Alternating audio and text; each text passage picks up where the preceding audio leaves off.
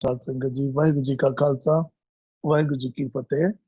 ਗੁਰੂ ਗ੍ਰੰਥ ਸਾਹਿਬ ਜੀ ਦੀ ਚੱਲ ਰਹੀ ਲੜੀਵਾਰ ਵਿਚਾਰਾਂ ਵਿੱਚ ਅੱਜ ਅੰਕ ਨੰਬਰ 1066 ਤੋਂ ਅੱਗੇ ਪਾਠ ਕਰਨਾ।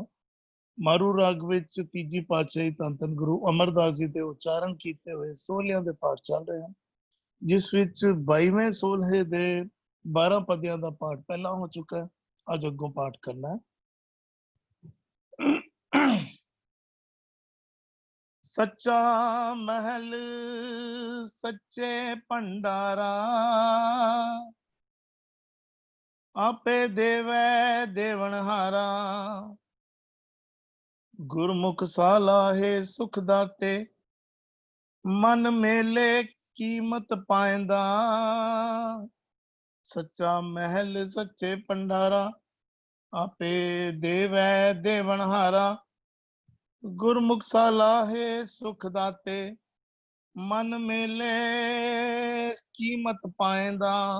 सच्चा महल परमात्मा दा टिकाणा सदीव दा है। सच्चा महल सच्चे भंडारा, ध्यान दइए सच्चे सच्चे तो भाव बहुवचन रूप विच आया, सच्चे सदा थिर। भंडारा एक वचन रूप विच आया, भंडारा एक भंडारे दे अंदर ही सारे भंडारियां दा जिक्र कर दिता। आसन लोए लोए भंडार, जो किछ पाया सो एका वार। सच्चा महल सच्चे भंडारा, आपे देवै देवनहारा। वो बख्शिश करके आप ही देंदा है, आपे देवै देंदा है। देवनहारा, देवनहारा कौन है? परमात्मा। आपे देवे देवनहारा, उसदे हुक्म नूं इंज समझ लियो, उसदे हुक्म नूं बुझ के जिस मुताबिक असी टुरना करते हैं, उस मुताबिक सानू दातां प्राप्त होंदियां रहिंदियां। जो मांगे ठाकुर अपने ते सोई सोई देवे, आपे देवे देवनहारा। गुरमुख सालाहे सुख दाते, सुख दाते सुखां दा दाता, सुखां दी दात देण वाला। गुरमुख सालाहे, जो गुरु दे राही उस परमात्मा दी सिफत सलाह करदा है। गुरमुख सालाहे सुख दाते, मन मेले। हुण गुरु दे राही उस परमात्मा दी सिफत सलाह करदिया मन मेले, अपने मन नूं परमात्मा दे चरनां विच लीन कर लैंदा है।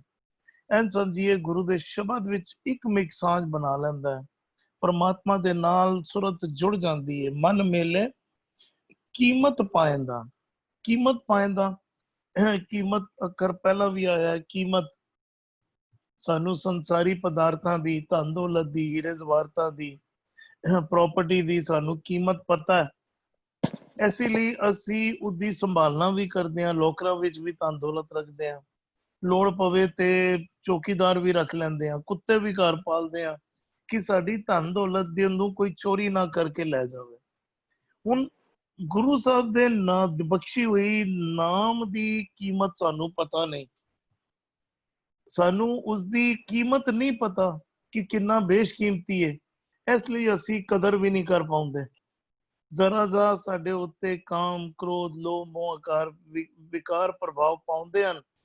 ਗੁਰੂ ਦੇ ਸ਼ਬਦ ਨੂੰ ਅਸੀਂ ਇੱਕ ਪਾਸੇ ਰੱਖ ਦਿੰਦੇ ਹਾਂ ਤੇ ਅਸੀਂ ਉਹਨਾਂ ਦੇ ਰਾਹੀਂ ਉਹਨਾਂ ਦੀ ਉਂਗਲ ਪਕੜ ਕੇ ਟੁਰ ਪੈਂਦੇ ਹਾਂ। ਕੀਮਤ ਕਦਰ ਨਹੀਂ ਕੀਤੀ ਨਾ।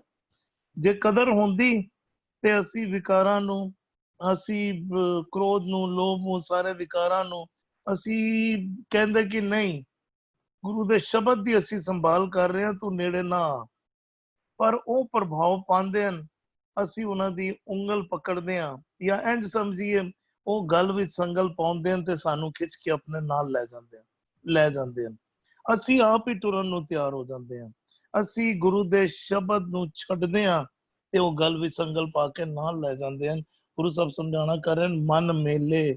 ਕਹਿੰਦੇ ਜਦੋਂ ਮਨ ਮਿਲ ਗਿਆ ਨਾ ਸ਼ਬਦ ਦੇ ਨਾਲ, ਸ਼ਬਦ ਦੇ ਰਾਹੀਂ ਗੁਰੂ ਪ੍ਰਮਾਤਮਾ ਦੇ ਚਰਨਾਂ ਵਿੱਚ ਜਦੋਂ ਮਨ ਜੁੜ ਗਿਆ, ਪ੍ਰਮਾਤਮਾ ਨਾਲ ਇੱਕ ਮਿਕ ਹੋ ਗਿਆ, ਕੀਮਤ ਪਾਉਂਦਾ। ਕਹਿੰਦੇ ਫਿਰ ਉਸਦੀ ਕੀਮਤ ਪਤਾ ਲੱਗ ਜਾਂਦੀ ਹੈ ਕਿ ਇਹ ਤੇ ਬੇਸ਼ਕੀਮਤੀ ਖਜ਼ਾਨਾ ਹੈ, ਇਹ ਤੇ ਆਨੰਦ ਦਾ ਸੋਮਾ ਹੈ। ਕਹਿੰਦੇ ਫਿਰ ਉਹ ਕਦਰ ਕਰਨ ਲੱਗ ਪੈਂਦਾ ਹੈ, ਉਸਦੀ ਸੰਭਾਲ ਕਰਨ ਲੱਗ ਪੈਂਦਾ ਹੈ। ਫਿਰ ਵਿਕਾਰ ਉਸਦੇ ਉੱਤੇ ਪ੍ਰਭਾਵ ਨਹੀਂ ਪਾ ਪਾਉਂਦੇ। क्योंकि हुण कदर पता लग गई है, हुण कीमत पता लग गई है। जी हरविंदर ਵੀਰ जी। ਸੱਚਾ ਮਹਿਲ, ਸੱਚੇ ਭੰਡਾਰੇ। ਇੱਕ ਆਮ ਅਸੀਂ, ਕਿਉਂਕਿ ਅਸੀਂ ਜਿਕਨ ਜੇ ਅਸੀਂ ਅਸੀਂ ਰੱਬ ਨੂੰ ਉਕਨ ਜਿਹਾ ਸਮਝਨੇ ਆ, ਜਾਂ ਸਾਡੀ ਸਮਝ ਵਿੱਚ ਉਕਨ ਜਿਹਾ ਆਉਂਦਾ ਹੈ, ਜਦੋਂ ਗੁਰਬਾਣੀ ਮਹਿਲ ਦੀ ਗੱਲ ਤੇ ਕਰਦੀ ਹੈ ਨਾ, ਵੀ ਹੁਣ ਜੇ ਰੱਬ ਤੇ ਰੱਬ ਥਾਂ ਕਹਿੰਦੇ ਵੀ ਰੂਪ ਨਾ ਰੇਖ ਨਾ ਰੰਗ ਕਿਛ ਸਾਰੀ ਥਾਂ ਦੇ ਉੱਤੇ, ਤੇ ਮਹਿਲ ਕੁਝ ਗੁਰਬਾਣੀ ਦੇ ਕੁਝ ਇਹਨਾਂ ਚੋਂ ਮਹਿਲ ਦੇ ਐਸਪੈਕਟ ਨੂੰ ਜਿਸ ਨੂੰ ਸਮਝਣ ਦੀ ਕੋਸ਼ਿਸ਼ ਕਰੀਏ ਨਾ, ਗੁਰੂ ਕਹਿੰਦਾ ਹੈ ਘਰ ਹੀ ਵਿੱਚ ਮਹਿਲ ਪਾਇਆ ਗੁਰ ਸ਼ਬਦੀ ਵਿਚਾਰ। ਮਹਿਲ ਕੋਈ ਬਾਹਰ ਐਸਾ ਟਿਕਾਣਾ ਨਹੀਂ ਜਿੱਥੇ ਕੋਈ ਖਾਸ ਜਗ੍ਹਾ ਦੇ ਉੱਤੇ ਰੱਬ ਕੋਈ ਕੋ ਆਪਣਾ ਘਰ ਮਹਿਲ ਬਣਾ ਕੇ ਬੈਠਿਆ ਹੋਇਆ ਹੋਵੇ, ਤੇ ਉਹ ਘੱਟ ਮੈਂ ਹਰਜੂ ਬਸੇ ਵੇ, ਤੇ ਜਿੱਥੇ ਉਹ ਰਹੇਗਾ ਉਹਦੇ ਨਿਵਾਸ ਸਥਾਨ ਨੂੰ ਅਸੀਂ ਮਹਿਲ ਕਹਿੰਦੇ ਆ। ਜਿਤਨਾ ਵੱਡਾ ਬੰਦਾ ਉਤਨਾ ਵੱਡਾ ਉਹਦਾ ਮਹਿਲ। ਕਹਿੰਦੇ ਉਹ ਅੱਛਾ ਉਹ ਮਹਿਲ ਕਿੱਥੇ ਵੇ? ਕਹਿੰਦਾ ਘਰ ਹੀ ਵਿੱਚ ਮਹਿਲ ਪਾਇਆ ਗੁਰ ਸ਼ਬਦੀ ਵਿਚਾਰ। ਇੱਕ ਹੋਰ ਸ਼ਬਦ ਆਉਂਦਾ, ਕਹਿੰਦਾ ਖੋਲ ਕਿਵਾਰਾ ਮਹਿਲ ਬੁਲਾਇਆ, ਜੈਸਾ ਥਾ ਤੈਸਾ ਦਿਖਲਾਇਆ। ਅਸੀਂ ਆਪਣੇ ਕਿਵਾੜ ਬੰਦ ਕੀਤੇ ਹੋਏ, ਅਸੀਂ ਆਪਣੇ ਸੁਰਤ ਰੂਪੀ ਕਿਵਾੜ, ਗਿਆਨ ਰੂਪੀ ਕਿਵਾੜ ਅਸੀਂ ਬੰਦ ਕੀਤੇ ਹੋਏ ਨੇ। ਗੁਰੂ ਕੀ ਕਰਦਾ? ਕਹਿੰਦੇ ਖੋਲ ਕਿਵਾਰਾ। ਉਹ ਕਹਿੰਦੇ ਦੁੱਖ ਸੁੱਖ ਸਿਮਰੀ ਤੈ ਮੌਜੂਦ। ਰੱਬ ਕਿਤੇ ਦੂਰ ਨਹੀਂ ਹੈ ਸਾਡੇ ਤੋਂ। ਹਾਂ, ਜਦੋਂ ਤੱਕ ਅਸੀਂ ਆਪਣੇ ਕਿਵਾੜ ਬੰਦ ਕੀਤੇ ਹੋਏ ਨੇ ਨਾ, ਕਹਿੰਦੇ ਨਿਜ ਘਰ ਮਹਿਲ ਪਛਾਣੀਐ। ਰੱਬ ਕਿਤੇ ਦੂਰ ਨਹੀਂ ਰਹਿੰਦਾ ਸਾਡੇ ਤੋਂ। ਹਾਂ, ਉਹ ਸਭ ਥਾਂ ਤੇ ਉਹੀ ਹੈ, ਸਭ ਗੋਬਿੰਦ ਹੈ, ਸਭ ਗੋਬਿੰਦ ਹੈ। ਲੇਕਿਨ ਸਾਡੀ ਸੀਮਾ ਉਹਨੂੰ ਖੋਜਣ ਦੀ ਕਿੱਥੇ ਤੱਕ ਹੋਣੀ ਚਾਹੀਦੀ ਸੀ? ਕਹਿੰਦਾ ਕਾਹੇ ਰੇਬਨ ਖੋਜਣ ਜਾਈ ਸਰਬ ਨਿਵਾਸੀ ਸਦਾ ਲੇਪਾ ਤੋਈ ਸੰਗ ਸਮਾਈ। या पौप मद जो बास बसत है मुकर माहे जैसे छाई तैसे ही हर बसे निरंतर। हर पासे रब ही रब है, लेकिन तू ओदी ढूंढ पड़चोल किते करनी है? तू ओनू अपने अंदर ही जड़ा है ना, भी अच्छा अंदर ढूंढेगा ते मिलेगा की तेनू? कहंदा अंदर महल रत्नी भरे भंडारा। उस महल दे विच रब्बी गुणा दे, परमात्मा दे नाम दे बड़े कीमती कीमती भंडार ने। अंदर महल रत्नी भरे भंडारा गुरमुख पाए नाम अपारा। ਜਦੋਂ ਤੂੰ ਗੁਰੂ ਦਾ ਅਨੁਸਾਰੀ ਬਣ ਜਾਏਗਾ ਨਾ, ਜੋ ਜੀਵਨ ਜਾਚ ਜੋ ਗੁਰ ਕਹੇ ਸੋਈ ਭਲ ਮਾਨੋ, ਜਦੋਂ ਇਹ ਤੇਰੀ ਜੀਵਨ ਜਾਚ, ਇਹ ਤੇਰੇ ਜੀਵਨ ਦੀ ਚਾਲ ਬਣ ਜਾਏਗੀ, ਕਹਿੰਦੇ ਫਿਰ ਇਹ ਅੰਦਰ ਹੈ, ਇਹਦੇ ਅੰਦਰ ਹੀ ਤੇਰੇ ਅੰਦਰ ਖਜ਼ਾਨੇ ਵੀ ਸਾਰੇ ਪਏ ਹੋਏ ਨੇ, ਤੇ ਔਰ ਰੱਬ ਵੀ ਤੇਰੇ ਅੰਦਰ ਹੀ ਵਸਦਾ ਪਿਆ। ਵਿਕਾਰਾਂ ਦੇ ਰਾਹੀਂ ਅਸੀਂ ਰੱਬ ਨੂੰ ਆਪਣੇ ਜੀਵਨ ਵਿੱਚ ਮਨੋਂ ਆਪ ਜਿਵੇਂ ਬਾਹਰ ਕੱਢ ਦਿੰਦੇ ਹੋਈਏ ਨਾ, ਵੀ ਉਹ ਇਸ ਦੇਹੀ ਅੰਦਰ ਪੰਜ ਚੋਰ ਵਸੇ, ਕਾਮ ਕ੍ਰੋਧ ਲੋਭ ਮੋਹ ਹੰਕਾਰਾ ਅੰਮ੍ਰਿਤ ਲੂਟੈ, ਤੇ ਉਹਦਾ ਬੜਾ ਟਿਕਾਣਾ ਤੇਰੇ ਅੰਦਰ। ਰੱਬ ਤੈਨੂੰ ਛੱਡ ਕੇ ਕਦੀ ਨਹੀਂ ਜਾਂਦਾ। ਸੱਚਾ ਮਹਿਲ ਜੋ ਤੇਰੇ ਅੰਦਰ ਟਿਕਿਆ ਹੋਇਆ ਰੱਬ ਜਿਹੜਾ ਹੈ ਨਾ, ਉਹ ਕਹਿੰਦੇ ਤਿਨ ਕੋ ਮਹਿਲ ਹਦੂਰ ਹੈ ਜੋ ਸੱਚ ਰਹੇ ਲਿਵਲਾਏ। ਕੰਡੀਸ਼ਨ ਹੈ ਨਾਲ ਉਹਨਾਂ ਵਾਸਤੇ ਪਰਮਾਤਮਾ ਦਾ ਮਹਿਲ ਕਿੱਥੇ ਵੇ? ਉਹ ਕਹਿੰਦਾ ਬਿਲਕੁਲ ਨੇੜੇ ਤੋਂ ਨੇੜੇ ਅੰਦਰ ਹੀ ਸਾਡੇ। ਕਹਿੰਦੇ ਲੇਕਿਨ ਕਿਹਨਾਂ ਵਾਸਤੇ ਅੰਦਰ ਹੈ? ਇੱਕ ਤਾਂ ਉਹ ਵੀ ਨੇ ਨਾ ਜਿਹੜੇ ਉਹ ਅਸੀਂ ਕਹਿੰਦੇ ਕਿ ਜਿਹਨਾਂ ਨੂੰ ਹਜ਼ੂਰੀ ਨਹੀਂ ਮਿਲਦੀ ਵੀ ਰੱਬ ਦੀ। ਕਹਿੰਦੇ ਤਿੰਨ ਕੋ ਮਹਿਲ ਹਦੂਰ ਹੈ ਜੋ ਸੱਚ ਰਹੇ ਲਿਵਲਾਏ। ਜਿਨ੍ਹਾਂ ਨੇ ਸੱਚ ਦੇ ਨਾਲ ਆਪਣਾ ਚਿੱਤ ਜੋੜਿਆ ਹੋਇਆ ਹੈ ਨਾ, ਉਹਨਾਂ ਵਾਸਤੇ ਰੱਬ ਕਿਤੇ ਦੂਰ ਨਹੀਂ ਹੈ। ਉਹ ਉਹਨਾਂ ਦੇ ਮਨੋਂ ਅੱਛਾ ਹੁਣ ਕਿਹਨਾਂ ਨੂੰ ਨਹੀਂ ਮਿਲਦਾ? ਕਹਿੰਦੇ ਮਨਮੁਖ ਮਹਿਲ ਨਾ ਪਾਏ ਨਹੀਂ ਕੂੜ ਮੁੱਠੇ ਕੁੜੀਆਰ। ਜਿਹੜਾ ਗੁਰਮੁਖ ਹੈ ਉਹਨੂੰ ਕਹਿੰਦੇ ਤਿੰਨ ਕੋ ਮਹਿਲ ਹਦੂਰ ਹੈ। ਜਿਹੜਾ ਮਨਮੁਖ ਬੰਦਾ ਹੈ ਕਹਿੰਦੇ ਮਨਮੁਖ ਮਹਿਲ ਨਾ ਪਾਏ ਨਹੀਂ। ਉਹ ਕਿਉਂ ਨਹੀਂ ਪਾ ਰਿਹਾ? ਕਹਿੰਦੇ ਕੂੜ ਮੁੱਠੇ ਕੂੜ ਯਾਰ। ਉਹ ਕੂੜ ਦੇ ਨਾਲ, ਝੂਠ ਦੇ ਨਾਲ ਜੁੜਿਆ ਹੋਇਆ। ਇਹਦੇ ਮਤਲਬ ਜਿਸ ਮਹਿਲ ਦੀ ਗੱਲ ਇੱਥੇ ਚੱਲਦੀ ਪਈ ਹੈ ਨਾ, ਉਹ ਸਾਨੂੰ ਉਹ, ਕਿਉਂਕਿ ਅਸੀਂ ਆਮ ਤੌਰ ਤੇ ਮਹਿਲ ਉਹ ਕਹਿੰਦੇ ਜੋ ਕਿਸੇ ਇੱਕ ਟਿਕਾਣੇ ਉੱਤੇ ਬਣਿਆ ਹੋਇਆ। ਗੁਰੂ ਦੀ ਉਹ ਹੈ ਰੱਬ ਦੇ ਵਸਣ ਦੀ ਜਗ੍ਹਾ। ਲੇਕਿਨ ਰੱਬ ਕਿੱਥੇ ਵਸਦਾ ਪਿਆ? ਰੱਬ ਘੱਟ ਮੈਂ ਹਰ ਜੂ ਵਸੇ ਵੇ। ਉਹਨੂੰ ਬਾਹਰ ਨਾ ਢੂੰਡਣ ਜਾਈ। ਬਾਹਰ ਢੂੰਡੇ ਬਹੁਤ, ਬਾਹਰ ਢੂੰਡੇ ਤੇ ਬਹੁਤ ਦੁੱਖ ਪਾਵੇ। ਘਰ ਅੰਮ੍ਰਿਤ ਘਟ ਮਾਹੀ ਜੀਓ। ਇੱਥੇ ਗੁਰੂ ਸਾਨੂੰ ਸਾਂਝ ਕਰਦੇ ਪਏ ਨੇ। ਚਾਹੇ ਤੇਰਾ ਮਹਿਲ ਸੱਚਾ ਹੈ, ਤੇਰੇ ਭੰਡਾਰੇ ਵੀ ਸੱਚੇ ਨੇ। ਤੇਰੇ ਭੰਡਾਰੇ ਵੀ ਜਿਹੜੇ ਨਾ ਉਹ ਕਦੀ ਮੁੱਕਣ ਵਾਲੇ ਨਹੀਂ ਨੇ। ਇੱਕ ਤੇ ਇੱਕ ਭੰਡਾਰਾ ਹੋ ਗਿਆ ਨਾ, ਉਹ ਕਹਿ ਲਓ ਆਪਣਾ ਜਿਹੜੇ ਦਿਸਣ ਵਾਲੇ ਚੀਜ਼ਾਂ ਦਾ ਕਹਿ ਲਓ ਵੀ ਜਿਹੜੋ ਸਾਡੇ ਅਸੀਂ ਯੂਜ਼ ਕਰਨੇ ਆ ਵੀ ਨੌ ਨਿਧ ਤੇਰੇ ਅਖੁੱਟ ਭੰਡਾਰਾ। ਉਹਦੀ ਵੀ ਤੇਰੇ ਕੋਲ ਕੋਈ ਘਾਟ ਨਹੀਂ। ਤੂੰ ਸਾਰਿਆਂ ਨੂੰ ਜਿਤਨੇ ਜੀਵ ਪਾਏ ਨੇ ਸਾਰਿਆਂ ਨੂੰ ਰਿਜਕ ਦੇਈ ਜਾਣਾ। ਰਿਜਕ ਦਿਆ ਸਭ ਹੂੰ ਕੋ ਤਦਕਾ। ਤੇਰੇ ਭੰਡਾਰ ਉਸ ਪੱਖੋਂ ਵੀ ਨਹੀਂ ਮੁੱਕਦੇ। ਇੱਕ ਹੋਰ ਭੰਡਾਰੇ ਦੀ ਵੀ ਗੁਰੂ ਗੱਲ ਕਰਦੇ ਪਏ। ਕਹਿੰਦਾ ਸਿਫਤੀ ਭਰੇ ਤੇਰੇ ਭੰਡਾਰਾ, ਤੇਰੇ ਭੰਡਾਰ, ਕਿਉਂਕਿ ਤੇਰੀਆਂ ਸਿਫਤਾਂ ਦੀ ਕੋਈ ਲਿਮਿਟ ਹੈ ਹੀ ਨਹੀਂ। ਉਹ ਕਹਿੰਦਾ ਸਹਿਸ ਫਨੀ ਜਪਿਓ ਸ਼ੇਖ ਨਾਗੇ, ਹਰ ਜਪਤਿਆਂ ਅੰਤ ਨਾ ਪਾਵੇ ਕੋ। ਮੇਰੇ ਬਹੁਤ ਸਾਰੇ ਹਲਕੇ ਹੋ ਸਕਦੇ ਨੇ ਵੀ ਜੇ ਤੋਂ ਜਿਹੜਾ ਐਗਜ਼ਾਮਪਲ ਹੈ ਇੱਕ, ਉਹ ਕਹਿ ਲਓ ਵੀ ਇਤਿਹਾਸਿਕ, ਵੀ ਜਿਹੜਾ ਸ਼ੇਸ਼ ਨਾਗ ਜਿਹਦੇ 1000 ਮੁਖ ਨੇ, ਉਹ ਹਜ਼ਾਰਾਂ ਮੂੰਹਾਂ ਦੇ ਨਾਲ ਨਿਤ ਨਵਾਂ ਤੇਰਾ ਨਾਮ ਉਚਾਰੀ ਜਾਂਦਾ ਪਿਆ, ਫਿਰ ਵੀ ਤੇਰਾ ਅੰਤ ਜਿਹੜਾ ਨਾ, ਅੱਛਾ ਤੇਰੇ ਅੰਦਰ ਫਿਰ ਹੋਰ ਕਿਸ ਚੀਜ਼ ਦਾ ਭੰਡਾਰ ਹੈ? ਕਹਿੰਦਾ ਅੰਮ੍ਰਿਤ ਭਰੇ ਤੇਰੇ ਭੰਡਾਰ। ਅੰਮ੍ਰਿਤਮਈ ਗੁਣ ਜਿਹੜੇ ਨੇ ਨਾ, ਉਹਦੇ ਵੀ ਤੇਰੇ ਕੋਲ, ਉਹ ਰੱਬ ਕਿਤੇ ਤੇਰੇ ਅੰਦਰ ਹੀ ਪੈਂਦਾ ਹੈ, ਉਹਦਾ ਟਿਕਾਣਾ ਵੀ ਪੱਕਾ ਹੈ, ਉਹਦੇ ਕੋਲ ਭੰਡਾਰਿਆਂ ਦੀ ਕੋਈ ਘਾਟ ਨਹੀਂ। ਉਹ ਕਦੀ ਉਹਦੇ ਭੰਡਾਰੇ ਮੁੱਕਣ ਵਾਲੇ, ਕਹਿੰਦੇ ਦੇ ਨਾ ਪਛੋਤਾਏਂਦਾ, ਉਹ ਆਪਣੇ ਭੰਡਾਰੇ ਦਿੰਦੇ ਹਨ।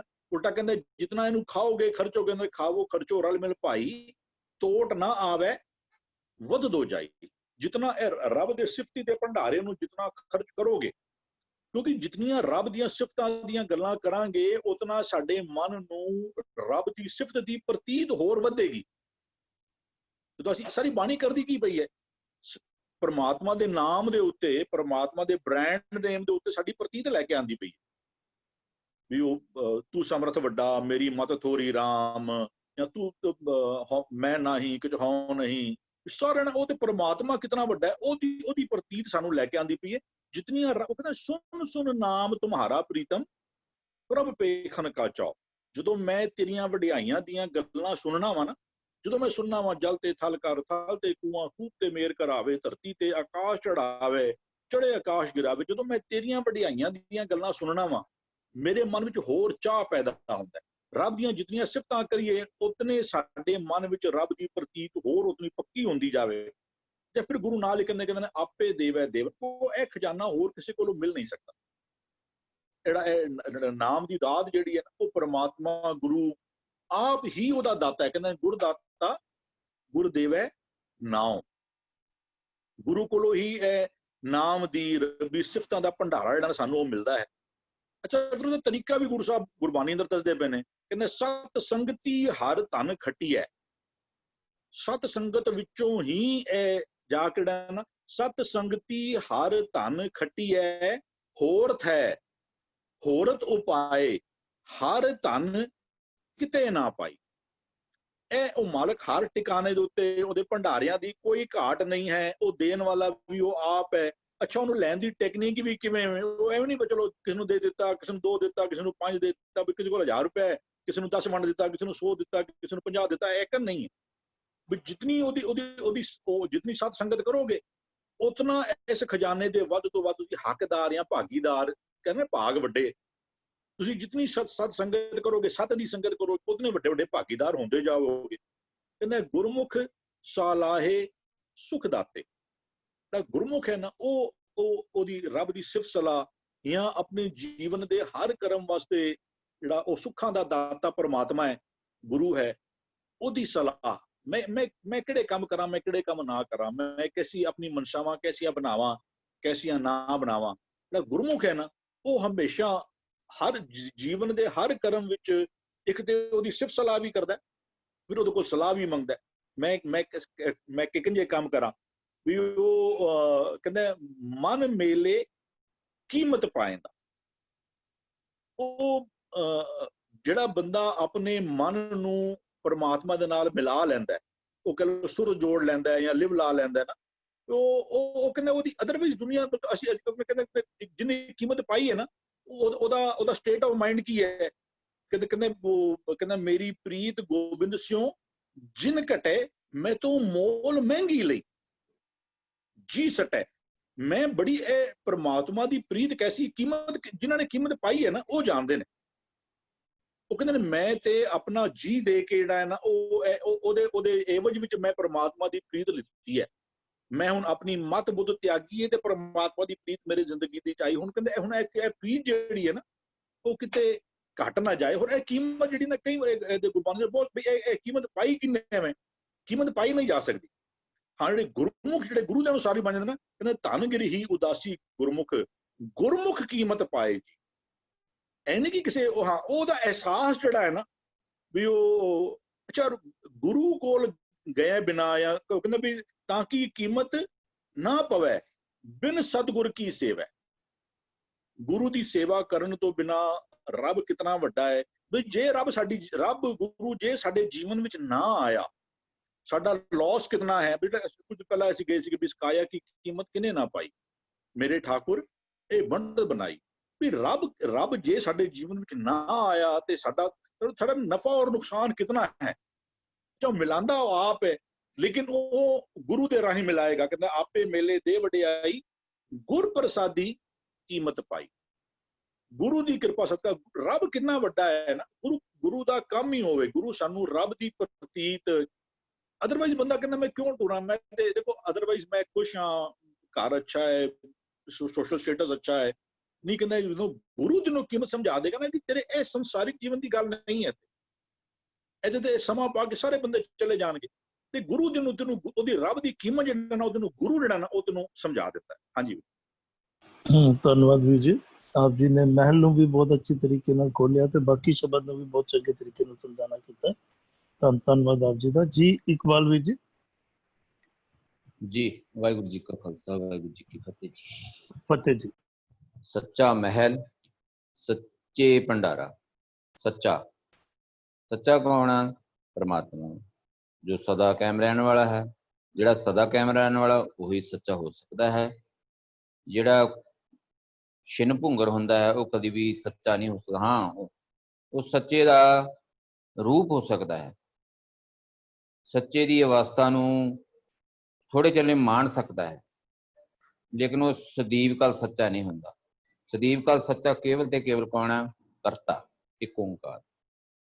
ਸੱਚਾ ਮਹਿਲ, ਜੋ ਸਦੀਵ ਰਹਿਣ ਵਾਲਾ ਹੈ, ਉਹਦਾ ਜਿਹੜਾ ਮਹਿਲ ਹੈ, ਟਿਕਾਣਾ ਆ, ਉਹ ਵੀ ਸਦਾ ਹੈ। ਇਸ ਜਗਤ ਦੇ ਵਿੱਚ, ਸੰਸਾਰ ਵਿੱਚ ਘਟ ਮੈਂ ਹਰ ਵਿੱਚ ਕੁਦਰਤ ਕਰਕੇ ਵਸਿਆ ਸੋਏ। ਉਹਦਾ ਜਿਹੜਾ ਮੌਜੂਦਗੀ ਹੈ, ਹੋਂਦ ਹੈ, ਉਹ ਵੀ ਸਦਾ ਸਦੀਵ ਰਹਿਣ ਵਾਲੀ। ਉਹ ਸੱਚਾ ਮਹਿਲ ਹੁੰਦਾ ਟਿਕਾਣਾ। ਹਿਰਦੇ ਦੇ ਵਿੱਚ ਟਿਕਾਣਾ ਕਿੱਥੇ ਹੈ? ਜੀਵ ਦੇ ਹਿਰਦੇ ਵਿੱਚ। ਘਟ ਮੈਂ ਹਰ ਜੂ ਬਸੈ, ਸੰਤਨ ਪਿਓ ਪੁਕਾਰ।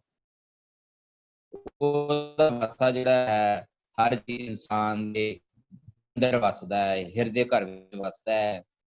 ਸੱਚੇ ਭੰਡਾਰਾ, ਸੱਚੇ, ਉਹਦੇ ਭੰਡਾਰੇ ਵੀ ਜਿਹੜੇ ਹਨ ਸੱਚੇ ਹਨ।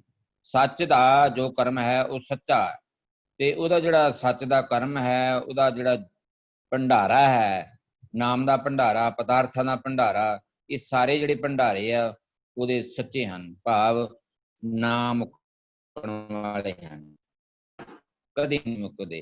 ਤੋੜ ਨਾ ਆਵੇ, ਜਪ ਨਿਰੰਕਾਰ ਵਾਲੀ ਅਵਸਥਾ ਤੋੜ ਨਹੀਂ ਆਉਂਦੀ। ਜਿਹੜਾ ਜਪਦਾ ਹੈ ਫਿਰ ਇਸੇ ਤਰ੍ਹਾਂ ਇਹ ਮਾਲਕ ਦੇ ਭੰਡਾਰੇ ਹੈ। ਸੱਚੇ ਨੂੰ ਜੋ ਜਪਦਾ ਹੈ ਤੋੜ ਨਹੀਂ ਆਉਂਦੇ, ਤੇ ਸੱਚੇ ਦੇ ਹੀ ਭੰਡਾਰੇ ਜਿਹੜੇ ਜੋ ਸੱਚ ਹੈ ਉਹਦੇ ਭੰਡਾਰੇ ਵੀ ਸਦਾ ਸੱਚੇ ਹੈ, ਸਦਾ ਰਹਿਣ ਵਾਲੇ ਹਨ। ਆਪੇ ਦੇਵੇ। ਹੁਣ ਦਿੰਦਾ ਕੌਣ ਭੰਡਾਰੇ? ਪਰਮਾਤਮਾ ਆਪ। ਇੱਕ ਵਚਨ ਆਪੇ ਦੇਵੈ, ਦਿੰਦਾ ਹੈ, ਦੇਵਨਹਾਰਾ। ਦੇਨਹਾਰ ਦਤਾਰ ਜਿਹੜਾ ਪ੍ਰਭੂ ਹੈ, ਇਹ ਜਿਹੜੇ ਭੰਡਾਰੇ ਹੈ ਇਹ ਆਪ ਹੀ ਦਿੰਦਾ ਹੈ, ਗੁਰੂ ਦੇ ਰਾਹੀਂ ਦਿੰਦਾ ਹੈ। ਨਾਮ ਦੀ ਦਾਤ, ਨਾਮ ਦੇ ਭੰਡਾਰੇ, ਸਿਫਤੀ ਭਰੇ ਭੰਡਾਰੇ, ਇਹ ਗੁਰੂ ਦੇ ਰਾਹੀਂ ਪਰਮਾਤਮਾ ਜਿਹੜਾ ਹੈਗਾ। ਇਹਨਾਂ ਭੰਡਾਰਿਆਂ ਦੇ ਵਿੱਚੋਂ, ਭੰਡਾਰਿਆਂ 'ਚ ਕੀ ਹੈ? ਨਿਦਾਨ, ਖਜ਼ਾਨਾ। ਕਾਹਦਾ ਖਜ਼ਾਨਾ ਹੈ? ਗੁਣਾਂ ਦਾ ਖਜ਼ਾਨਾ ਹੈ, ਪਦਾਰਥਾਂ ਦਾ ਖਜ਼ਾਨਾ ਹੈ। ਸੋ ਪਦਾਰਥ ਸਾਨੂੰ ਦਿੱਤੇ ਧਰਤੀ ਦੇ ਉੱਪਰ ਵੀ, ਧਰਤੀ 'ਚੋਂ ਹਰ ਭੰਡਾਰਾ ਉਪਜਦਾ ਮਿਲਦਾ ਹੈ। ਔਰ ਨਾਮ ਦੇ ਭੰਡਾਰੇ, ਸਿਫਤੀ ਦੇ ਭੰਡਾਰੇ ਦੇ ਵਿੱਚ ਹੀ ਸ਼ਬਦ ਦੇ ਦਿੱਤੇ ਹੋਏ, ਔਰ ਸ਼ਬਦ ਦੇ ਰਾਹੀਂ ਸਾਨੂੰ ਸਾਰੇ ਜਿਹੜੇ ਉਹਦੇ ਗੁਣ ਹੈ ਉਹ ਮਿਲਦੇ ਹਨ। ਸੋ ਇਹ ਭੰਡਾਰੇ ਜਿਹੜੇ ਸੱਚੇ ਦੇ ਹੈ ਉਹ ਸਾਨੂੰ ਮਿਲਦੇ ਹਨ ਤੇ ਸਦਾ ਹੀ ਮਿਲਦੇ ਹਨ ਜਦ ਤੱਕ ਦੁਨੀਆ। ਆਪੇ ਦੇਵੇ, ਤੇ ਦੇਣ ਵਾਲਾ ਵੀ ਉਹ ਆਪ ਹੀ ਹੈ, ਜੋ ਦੇਵਨਹਾਰਾ ਹੈ, ਜੋ ਦੇਣ ਦੀ ਸਮਰੱਥਾ ਵਾਲਾ ਹੈ, ਜੋ ਦਿੰਦਾ ਹੈ। ਉਹ ਦੇਵਨਹਾਰ ਦਤਾਰ ਪ੍ਰਭ ਆਪੇ ਹੀ ਦਿੰਦਾ ਹੈ। ਗੁਰਮੁਖ ਸਲਾਹੇ, ਜਿਹੜਾ ਗੁਰੂ ਦੀ ਸ਼ਰਨ ਪੈ ਜਾਂਦਾ ਹੈ ਉਹ ਫਿਰ ਸਲਾਹ, ਉਹਦੀ ਸਿਫਤਾਂ ਕਰਦਾ ਹੈ। ਇਹਦੀਆਂ ਸੁਖ ਦਾਤੇ, ਸੁੱਖਾਂ ਦਾ ਦਾਤਾ, ਜੋ ਨਾਮ ਦੀ ਦਾਤ ਦੇ ਕੇ ਸੁੱਖ ਵੰਡਦਾ ਹੈ, ਜੋ ਨਾਮ ਦੀ ਦਾਤ ਦੇ ਕੇ ਜੀਵਾਂ ਨੂੰ ਆਪਣੀ ਗੁਣਾ ਭਰਪੂਰ ਕਰਦਾ ਹੈ, ਦਾਤਾਂ ਦਿੰਦਾ ਹੈ, ਉਹ ਸੁਖਦਾਤੇ ਨੂੰ ਜਿਹੜਾ ਗੁਰੂ ਦੀ ਸ਼ਰਨ ਪੈ ਜਾਂਦਾ ਉਹੀ ਸੁਣਾਉਣਾ ਕਰਦਾ ਹੈ, ਕਿਉਂਕਿ ਗੁਰੂ ਦਾ ਉਪਦੇਸ਼ ਹੀ ਸੱਚਾ ਹੈ, ਸੱਚੀ ਸਿਫਤ ਸੱਚੀ ਸਲਾਹ। ਉਹ ਗੁਰਮੁਖ ਗੁਰੂ ਦੀ ਸ਼ਰਨ ਪੈ ਕੇ ਹੀ ਇਹ ਕੀਤੀ ਜਾ ਸਕਦੀ ਹੈ। ਇਸ ਲਈ ਗੁਰੂ ਦੀ ਸ਼ਰਨ ਪੈਣ ਵਾਲਾ ਜਿਹੜਾ ਜੀਵ ਹੈ ਉਹ ਉਹਦੀ ਸਿਫਤ ਸਲਾਹ ਕਰਦਾ ਹੈ, ਜੋ ਸੁੱਖਾਂ ਦਾ ਦਾਤਾ ਹੈ, ਮਨ ਮੇਲੇ।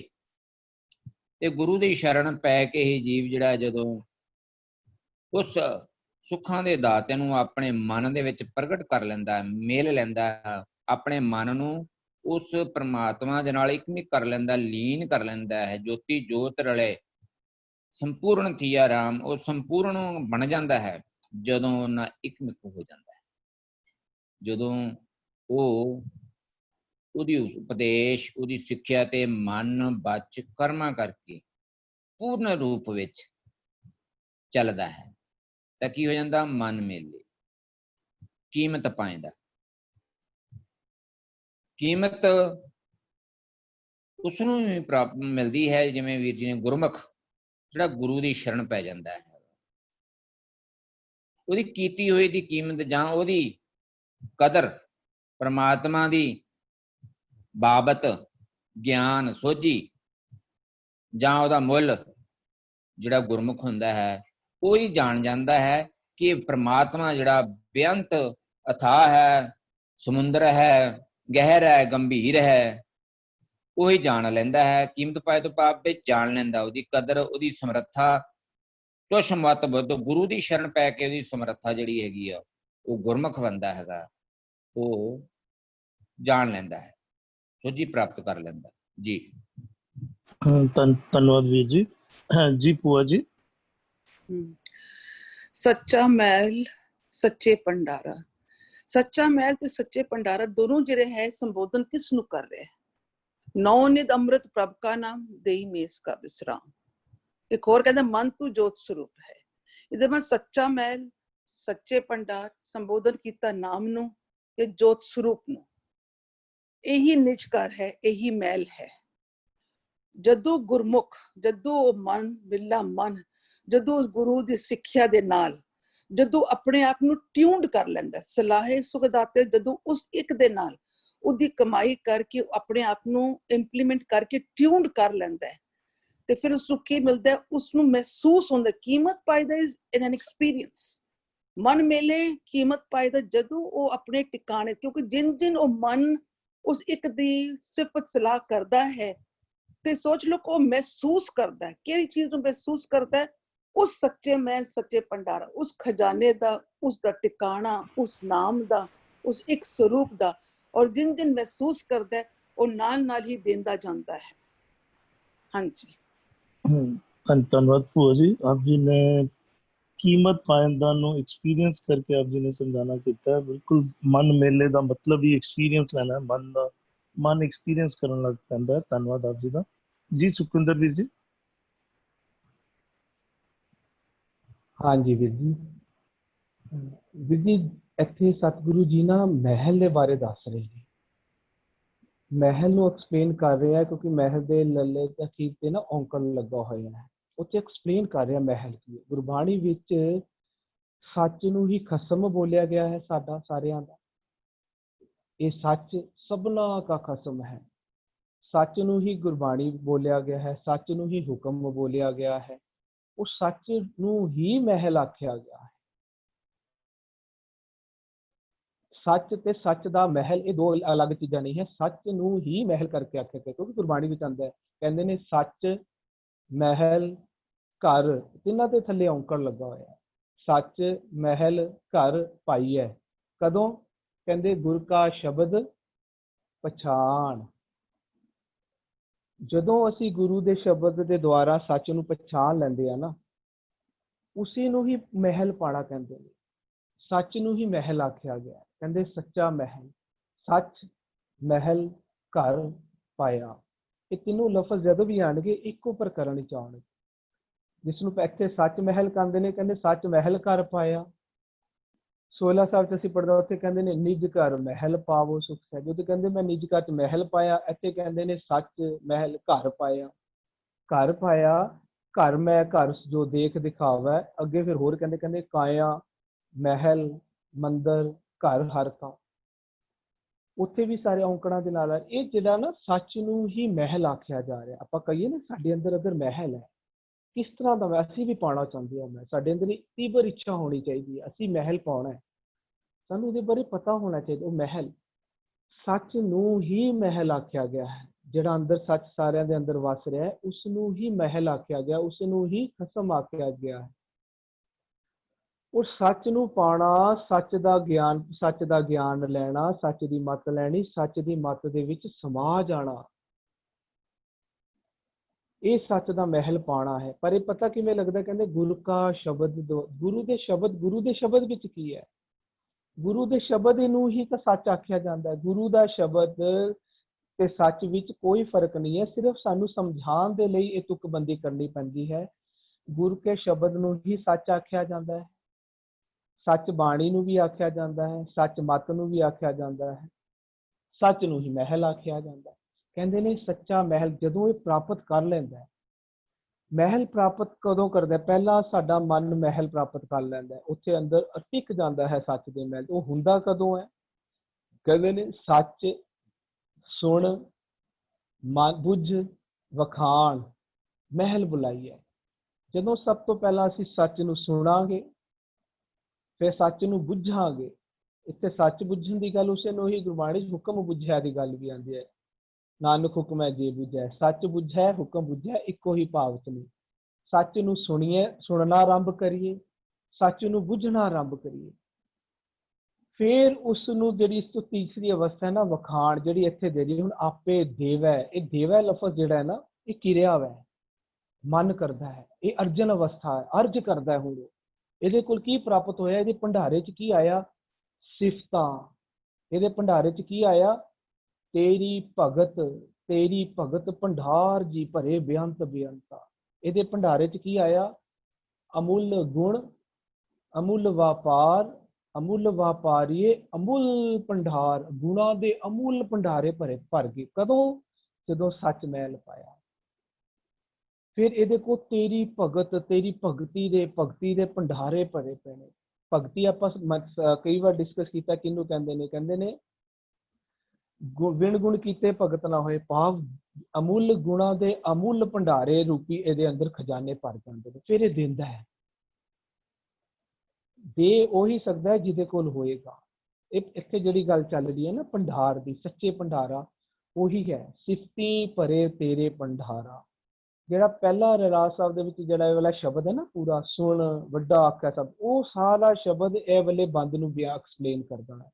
ਉਹਦੇ ਚ ਆਖਦੇ ਕਹਿੰਦੇ ਨੇ ਆਖਣ ਵਾਲਾ ਕਿਆ ਵਿਚਾਰਾ, ਸਿਫਤੀ ਭਰੇ ਤੇਰੇ ਭੰਡਾਰ। ਫਿਰ ਕਹਿੰਦੇ ਨੇ ਜਿਸ ਤੂੰ ਦੇ, ਉੱਥੇ ਉਰੇ ਵੀ ਕਹਿੰਦੇ ਨੇ ਆਪੇ ਦੇਵੈ।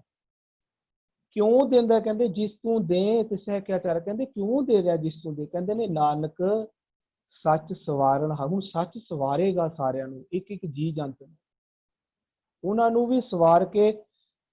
ਨਾਮ ਹੈ ਸੁਖ ਦਾਤਾ, ਜਿਸ ਨੂੰ ਕਹਿੰਦੇ ਹਰ ਕੋ ਨਾਮ ਸਦਾ ਸੁਖਦਾਈ। ਨਾਮ ਹੈ ਸੁਖ ਦਾਤਾ। ਸਭ ਤੋਂ ਪਹਿਲਾਂ ਨਾਮ ਨੂੰ ਪ੍ਰਾਪਤ ਕਿਹਨੇ ਕੀਤਾ? ਮਨ ਨੇ। ਮਨ ਨਾਮ ਰੂਪੀ ਸੁੱਖਾਂ ਦਾ ਦਾਤਾ ਬਣ ਗਿਆ। ਹੁਣ ਮਨ ਦੇ ਦੁਆਰਾ ਨਾਮ ਵੰਡਿਆ ਜਾਂਦਾ ਹੈ। ਭਾਵ ਸਾਡੇ ਉਹ ਆਟੋਮੈਟਿਕਲੀ ਪ੍ਰਕਿਰਿਆ ਜੋ ਅਸੀਂ ਪ੍ਰਾਪਤ ਕਰਾਂਗੇ, ਜੋ ਮਤ ਅਸੀਂ ਲਵਾਂਗੇ, ਉਹੀ ਮਤ ਸਾਡੇ ਅੱਗੇ ਜਾਵੇਗੀ। ਉਹੀ ਹੁਣ ਉਹ ਸੱਚ ਜਿਹੜਾ ਹੁਣ ਅੰਦਰ ਸਾਡੇ, ਜਿਸ ਸੱਚ ਜਿਹੜਾ ਸੱਚ ਸਾਡੇ ਚ ਸਮਾ ਗਿਆ, ਸਾਨੂੰ ਸੱਚ ਵਸ ਗਿਆ ਸਾਡੇ ਇਹਦੇ, ਉਹ ਸੱਚ ਹੁਣ ਸਵਾਰਦਾ ਹੈ ਇੱਕ ਇੱਕ ਜੀ ਜੰਤ ਨੂੰ। ਉਹ ਅਵਸਥਾ ਇੱਥੇ ਬਿਆਨ ਕੀਤੀ। ਮਨ ਨੇ ਕੀਮਤੀ ਚੀਜ਼ ਪਹਿਲਾਂ ਪ੍ਰਾਪਤ ਕੀਤੀ ਸੀ। ਹੁਣ ਮਨ ਉਹ ਕੀਮਤੀ ਚੀਜ਼ ਇੱਕ ਇੱਕ ਬੋਡੀ ਦੇ ਪਾਰਟਸ ਨੂੰ, ਜਿਸ ਨੂੰ ਆਪਾਂ ਰੋਮ ਪਰਿਵਾਰ ਜੀ ਜਾਂ ਆਖਦੇ ਆ, ਉਹਨਾਂ ਨੂੰ ਦਿੰਦਾ ਹੈ ਤੇ ਉਹ ਵੀ ਪ੍ਰਾਪਤ ਕਰਦੇ ਨੇ। ਕਿਵੇਂ ਪ੍ਰਾਪਤ ਕਰਦੇ ਨੇ? ਉਹ ਵਾਲਾ ਟੈਕਨੀਕ ਇੱਥੇ ਦੱਸੀ। ਕਹਿੰਦੇ ਨੇ ਗੁਰਮੁਖ ਸਾਲਾਹੇ। ਗੁਰੂ ਦੇ ਮੁਖ ਤੋਂ ਜੋ ਵੀ ਬਾਣੀ ਸੱਚ ਨਿਕਲਦਾ ਨਾ, ਉਹਨੂੰ ਉਹ ਸਾਲਾਣ ਲੱਗ ਜਾਂਦੇ ਨੇ। ਪਹਿਲਾਂ ਨਹੀਂ ਸੀ ਮੰਨਦੇ, ਪਹਿਲਾਂ ਆਪਣੀ ਮਰਜ਼ੀ ਕਰਦੇ ਸਨ ਹਰ ਇੱਕ ਜੀ ਜਾਂ। ਇਸ ਵਿੱਚ ਜਿਹੜਾ ਪਹਿਲੀ ਤੁਕ ਹੈ ਸੱਚਾ ਮਹਿਲ, ਉਹ ਹੈ ਮਨ ਨੇ ਸੱਚਾ ਮਹਿਲ ਪ੍ਰਾਪਤ ਕਰ ਲਿਆ ਹੈ। ਸੱਚ ਮਨ ਦੇ ਵਿੱਚ ਵਸ ਚੁੱਕਾ ਹੈ ਤੇ ਸੱਚ ਵੀ ਭੰਡਾਰ, ਅਮੁੱਲ ਗੁਣਾਂ ਦੇ ਭੰਡਾਰ, ਸਿਫਤੀ ਦੇ ਭੰਡਾਰ ਉੱਥੇ ਭਰੇ ਗਏ ਨੇ। ਉਹਨਾਂ ਨੂੰ ਪ੍ਰਾਪਤ ਹੋ ਚੁੱਕੇ ਨੇ। ਹੁਣ ਉਹ ਕੀ ਕਰਦਾ, ਕਹਿੰਦੇ ਨੇ ਜਿਸ ਨੂੰ ਬਖਸ਼ੇ ਸਿਫਤ ਸਾਲਾ, ਅਮੁੱਲ ਗੁਣ ਵਾਲੀ ਵੇਖੀ ਅਖੀਲੀ ਤੁਕ ਹੈ। ਹੁਣ ਉਹ ਪਹਿਲਾਂ ਉਹਨੂੰ ਅਮੁੱਲ ਗੁਣਾਂ ਰੂਪੀ ਭੰਡਾਰੇ ਮਿਲਦੇ ਨੇ, ਫਿਰ ਉਹ ਬਖਸ਼ਦਾ ਹੈ। ਜਿਸ ਨੂੰ ਬਖਸ਼ੇ ਸਿਫਤ, ਅੱਗੇ ਬਖਸ਼ਦਾ, ਉਹ ਬਖਸ਼ਣ ਵਾਲੀ ਅਵਸਥਾ ਨੂੰ ਅਰਜਨ ਅਵਸਥਾ ਆਖਦੇ ਨੇ। ਬਖਸ਼ਣ ਵਾਲੀ ਅਵਸਥਾ ਨੂੰ ਇੱਥੇ ਆਪੇ ਦੇਵੈ ਅਵਸਥਾ ਆਖਦੇ ਨੇ। ਦੇਵੈ ਹੈ ਕਿਰਿਆ। ਇਹ ਦੇਣਾ ਕਦੋਂ ਆਰੰਭ ਹੁੰਦਾ, ਜਦੋਂ ਉਹਨੂੰ ਉਹ ਮਿਲਦੀ ਹੈ ਸਿਫਤਾਂ ਦੀ, ਜਦੋਂ ਉਹਦੇ ਭੰਡਾਰੇ, ਸਿਫਤੀ ਦੇ ਭੰਡਾਰੇ ਭਰੇ ਜਾਂਦੇ ਨੇ। ਫਿਰ ਉਹ ਕਹਿੰਦੇ ਨੇ ਜਿਸ ਨੂੰ ਬਖਸ਼ੇ ਸਿਫਤ ਸਲਾਹ, ਪਹਿਲਾਂ ਤਾਂ ਉਹ ਆਪ ਸੁਖਦਾਤਾ ਬਣਦਾ, ਹੁਣ ਹਰ ਇੱਕ ਨੂੰ ਸੁਖਦਾਤਾ ਬਣਾ, ਉਹ ਸਾਰੇ ਸੁਖਦਾਤੇ ਬਣਦੇ ਨੇ। ਭਾਵ ਸੁਖਦਾਤਾ ਹੈ ਕਿ ਇਹ ਨਾਮ ਸੱਚ, ਉਹ ਸੱਚ ਨੂੰ ਆਪ ਪ੍ਰਾਪਤ ਕਰਕੇ ਦੂਜਿਆਂ ਨੂੰ ਵੰਡਦਾ, ਤੇ ਦੂਜੇ ਵੀ ਪ੍ਰਾਪਤ ਕਰ ਲੈਂਦੇ। ਸੁਖਦਾਤਾ ਸੱਚ ਰੂਪੀ ਸੁਖਦਾਤਾ ਪ੍ਰਾਪਤ ਕਰਕੇ ਸਾਰੇ, ਉਹਨਾਂ ਸਾਰਿਆਂ ਕੋ ਸੁੱਖ ਹੋ ਜਾਂਦਾ, ਸੁੱਖ ਸੱਚ ਰੂਪੀ ਸੁੱਖ ਹੋ ਜਾਂਦਾ ਹੈ, ਤੇ ਉਹ ਅੱਗੇ ਵੀ ਵੰਡਣ ਦੇ ਯੋਗ ਹੋ ਜਾਂਦੇ ਨੇ ਸੱਚ। ਇਸ ਨੂੰ ਕਹਿੰਦੇ ਨੇ ਮਨ ਵਿੱਚ ਮੇਲੇ। ਇਸ ਨੂੰ ਜਿਹੜੀ ਇੱਥੇ ਇਹਲੀ ਅਵਸਥਾ ਆ ਰਹੀ ਹੈ ਨਾ, ਇਹੀ ਨੂੰ ਹੀ ਕਹਿ ਰਹੇ ਨੇ ਸਭ ਸੁਰਤੀ ਮਿਲ ਸੁਰਤ ਕਮਾਈ। ਸਾਰਿਆਂ ਦੇ ਧਿਆਨ ਹੁਣ ਨਾ, ਜਿਹੜੇ ਅੰਦਰਲੇ ਜੀ ਜੰਤ ਦੀ ਗੱਲ ਚੱਲੀ, ਉਹ ਸਾਰਿਆਂ ਦੇ ਧਿਆਨ ਪਹਿਲਾਂ ਅਲੱਗ-ਅਲੱਗ ਸਨ। ਸਾਰੇ ਇੰਦਰੇ ਰੋਮ ਜਿਹੜੇ ਇੰਦਰੇ ਗਿਆਨ ਇੰਦਰੇ ਸਭ ਅਲੱਗ-ਅਲੱਗ ਧਿਆਨ ਸੀ। ਸਾਰਿਆਂ ਦਾ ਧਿਆਨ ਹੁਣ ਇੱਕ ਜਗ੍ਹਾ ਤੇ ਆ ਕੇ ਲੱਗਿਆ। ਉਹ ਕਿਹੜੀ ਜਗ੍ਹਾ ਤੇ ਆ ਕੇ ਲੱਗਿਆ? ਕੀਮਤੀ ਵਸਤੂ ਹੈ, ਜਿਹੜੀ ਕੀਮਤ ਆਖਦੇ। ਕੀਮਤ ਜਦੋਂ ਤੱਤੇ ਨੂੰ ਸਿਹਾਰੀ ਨਾਲ ਆਏਗਾ ਨਾ, ਜਿਵੇਂ ਭਗਤ ਦੇ ਤੱਤੇ ਨੂੰ ਸਿਹਾਰੀ ਆਉਂਦਾ ਤਾਂ ਉਹ ਆਉਂਦਾ ਭਗਤੀ। ਕੀਮਤ ਦੇ ਤੱਤੇ ਨੂੰ ਸਿਹਾਰੀ ਆਏਗਾ ਤਾਂ ਉਹਦਾ ਮਤਲਬ ਹੁੰਦਾ ਕੀਮਤੀ। ਕੀਮਤੀ ਵਸਤੂ ਸਭ ਤੋਂ ਕੀਮਤੀ ਵਸਤੂ ਕੀ ਹੈ? ਸੱਚ, ਨਾਮ।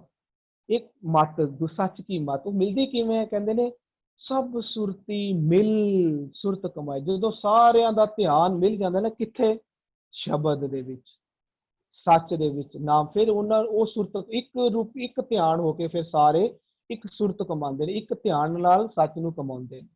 ਕਿਉਂ? ਸੱਚ ਉਹਨਾਂ ਨੂੰ ਦੇ ਰਿਹਾ, ਤੇ ਉਹ ਸੱਚ ਨੂੰ ਸੁਣ ਕੇ ਸੱਚ ਉਹਨਾਂ ਨੂੰ ਸਵਾਰ ਰਿਹਾ, ਸਵਰਦੇ ਜਾਂਦੇ ਨੇ, ਨਾਨਕ ਕਹਿੰਦੇ ਨੇ ਜਿਸ ਤੂੰ ਦੇ ਤਿਸੈ ਕਿਆ ਚਾਰਾ, ਨਾਨਕ ਸੱਚ ਸਵਾਰਨ ਹਾਰਾ।